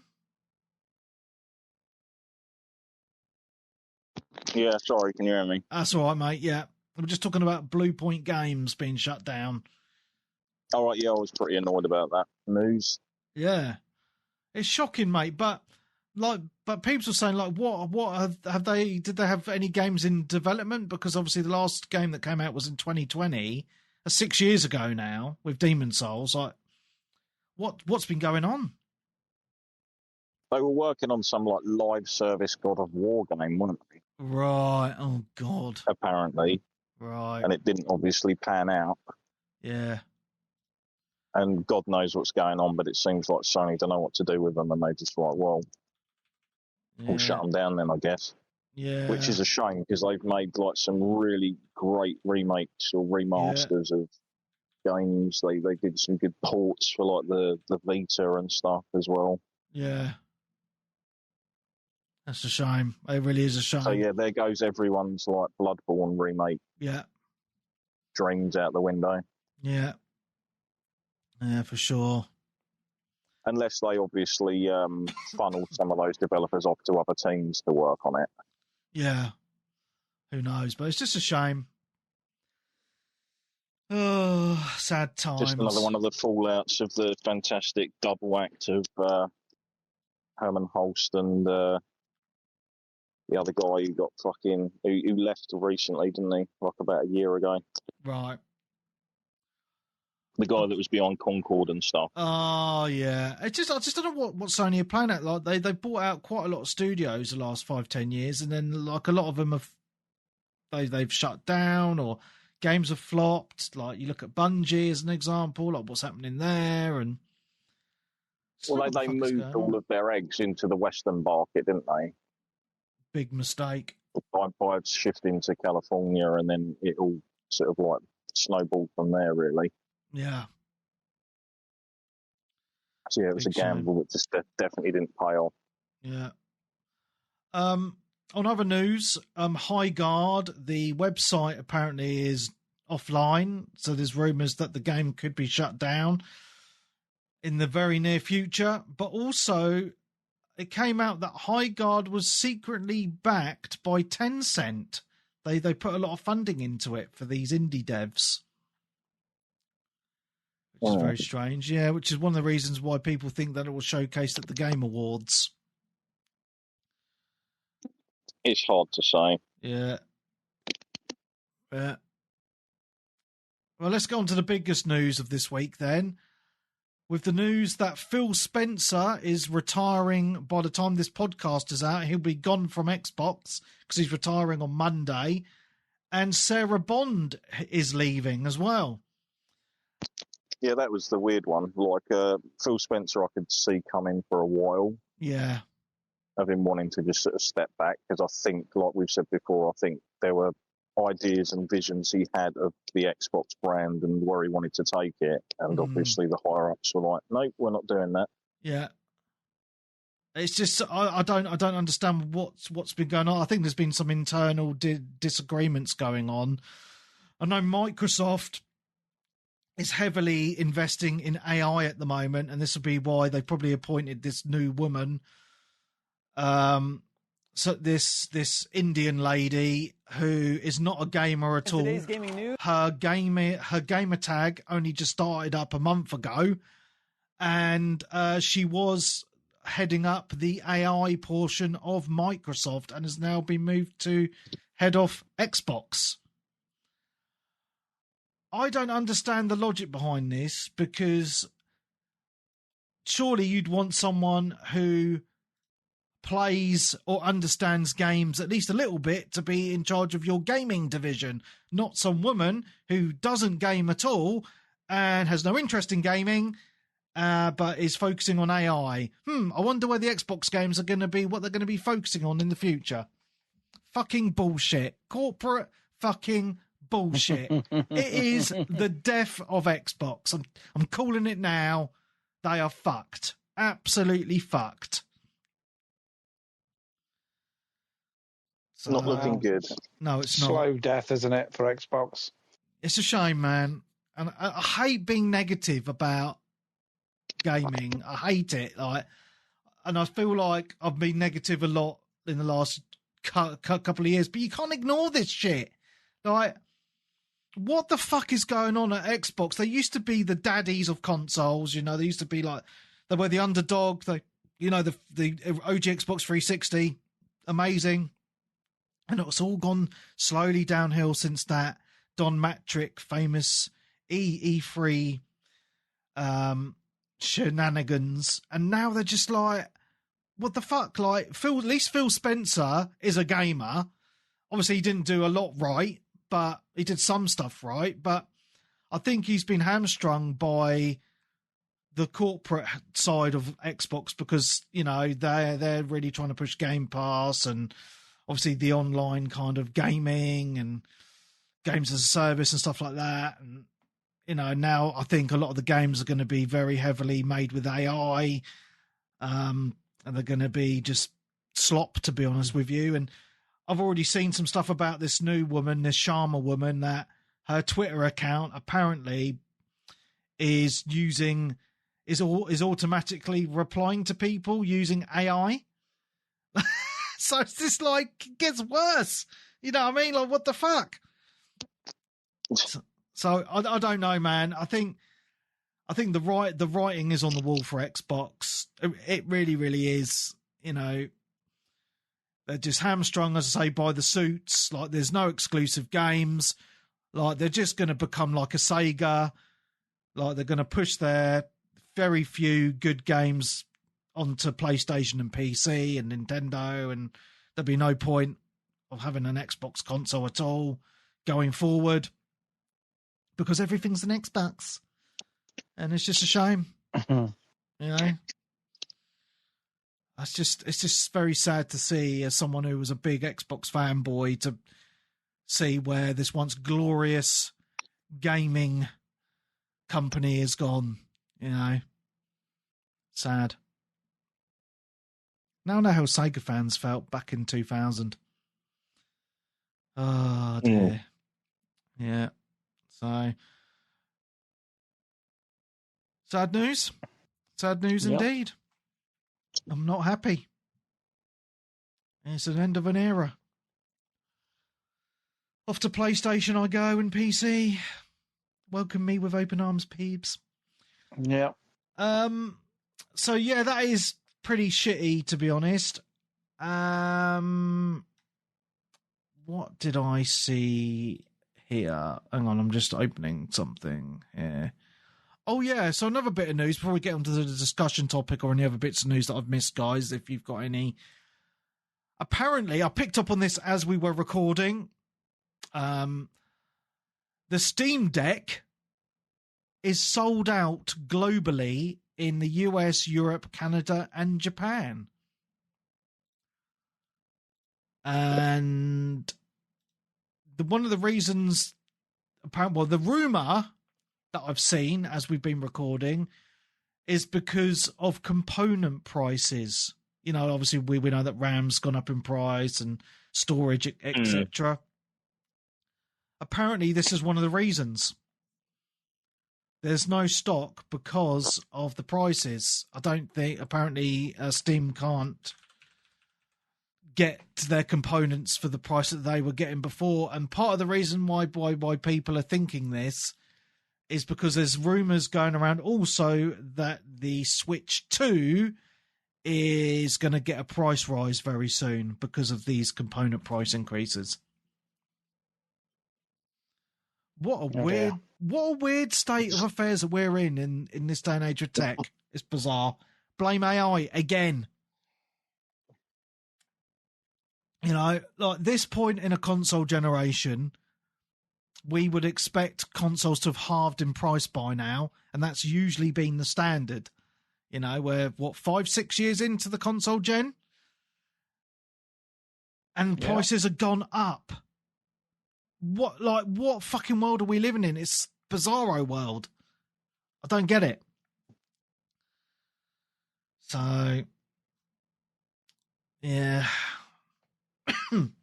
Anyway, any other news? Because I just want to just touch on this conversation I saw in Discord today because it was quite interesting.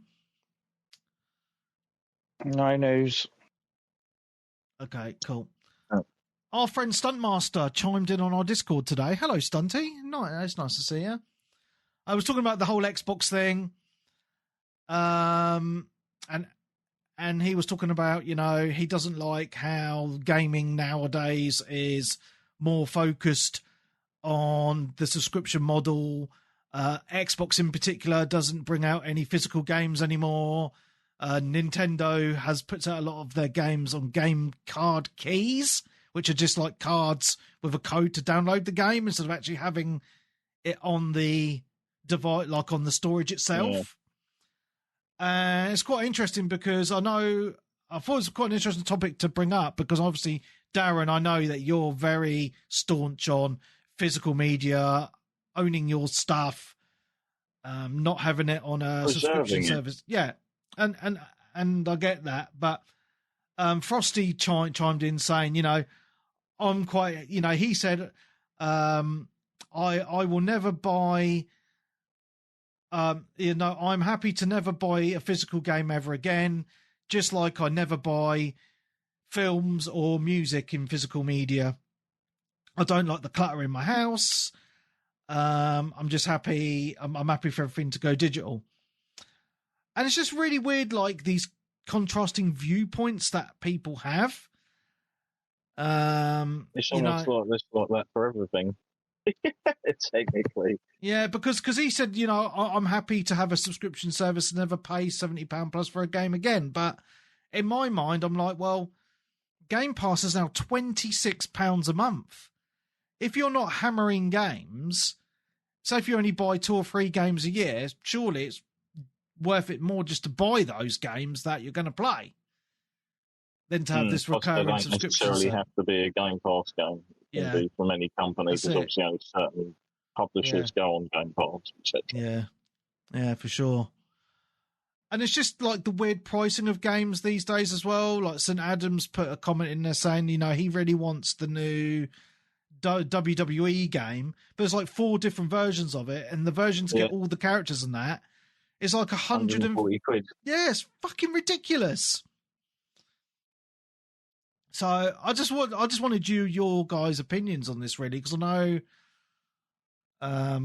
Peebs, you subscribe to PS Plus, but you still buy physical games as well.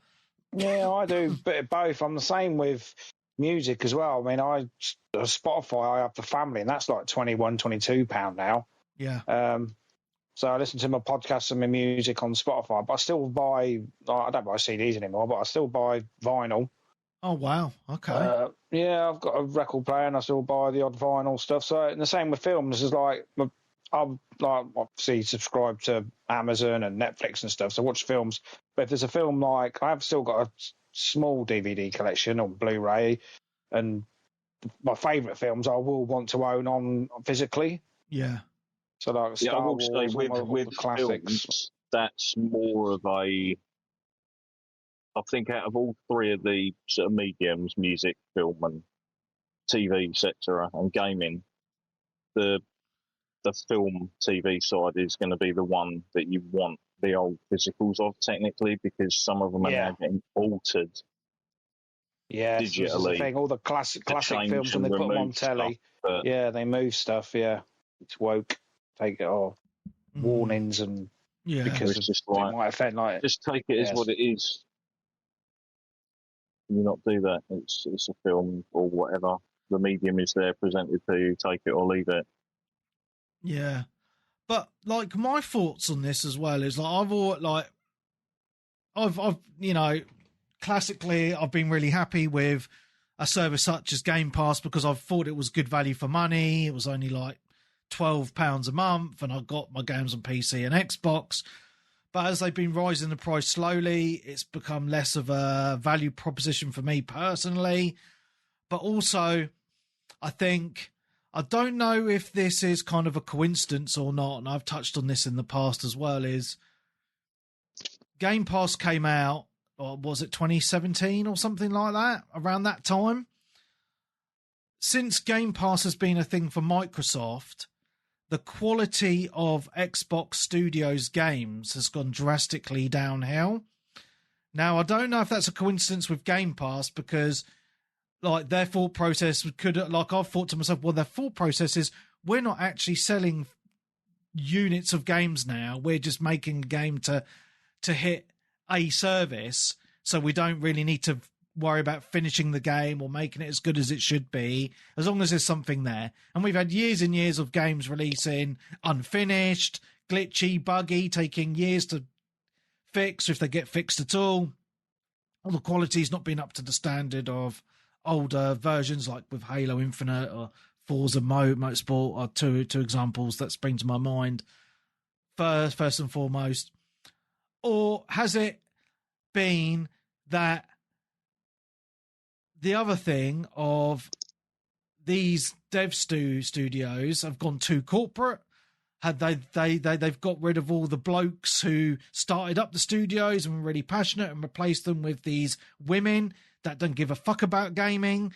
And it's not being sexist. Oh, no, I couldn't necessarily say that. It's just like different tastes in gaming, I think, would be more of a... Yeah, but different tastes in gaming, and then games coming out half-finished, fucking broken, or just slop. You know what I mean? It's just... I don't know, what like there's so many weird things, especially with Xbox, like what's been happening.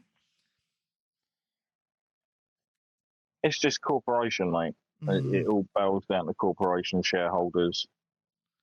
Aspect. I mean, so Sony's not been innocent in all this as well. You know, you've had like you can understand why it's the most profitable medium in the world, possibly outside of maybe streaming things like YouTube and that.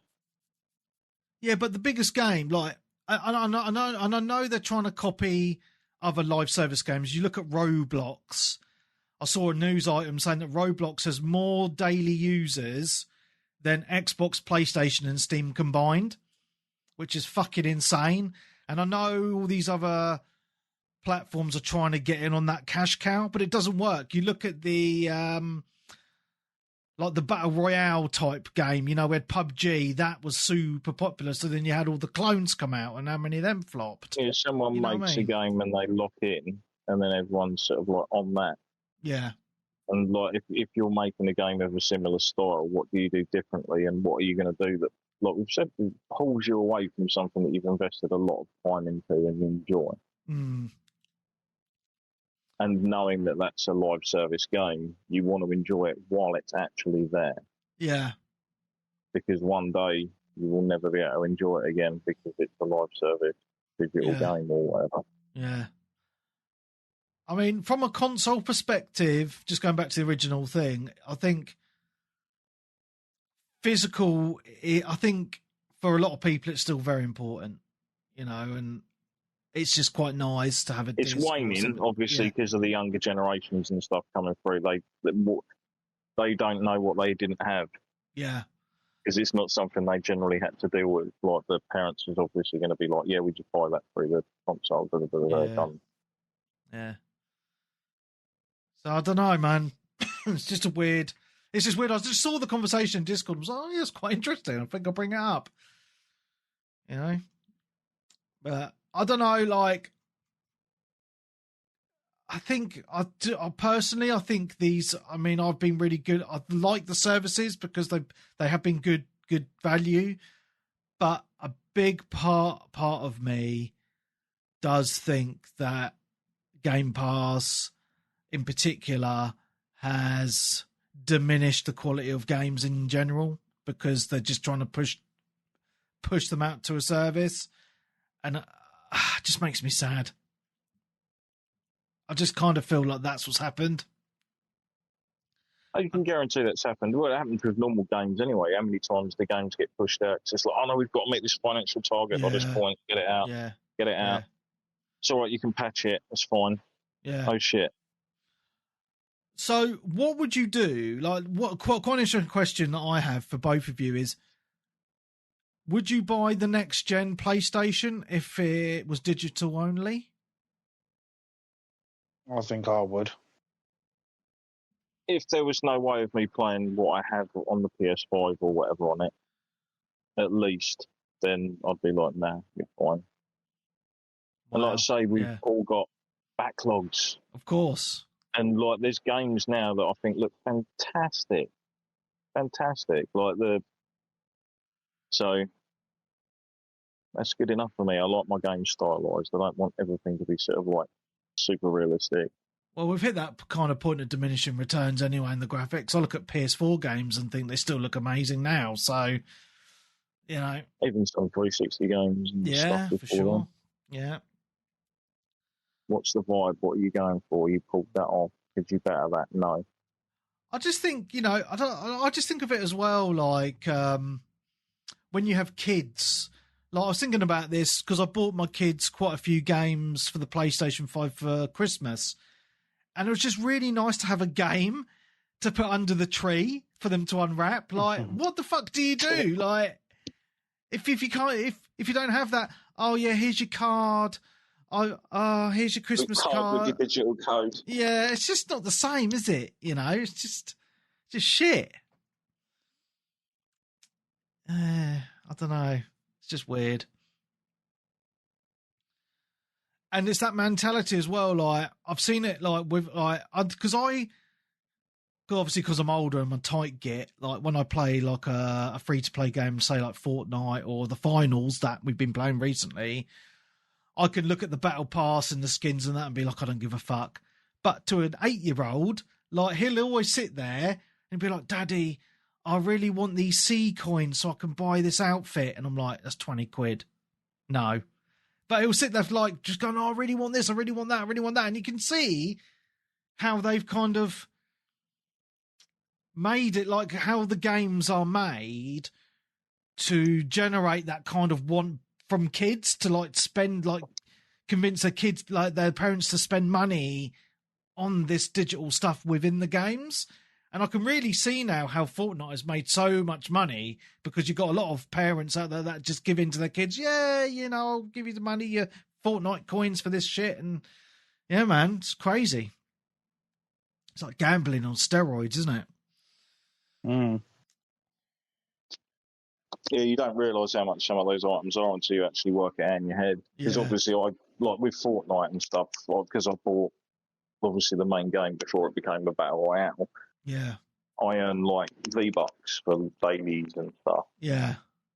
So I just accumulate them over time. But there's been times when I've got an outfit and I'm like, nah, it's not too shabby. That was only this amount. And then you look, oh, right, that's like 14 quid. Yeah. Wow. Just for an outfit or a skin. Wow. Crazy.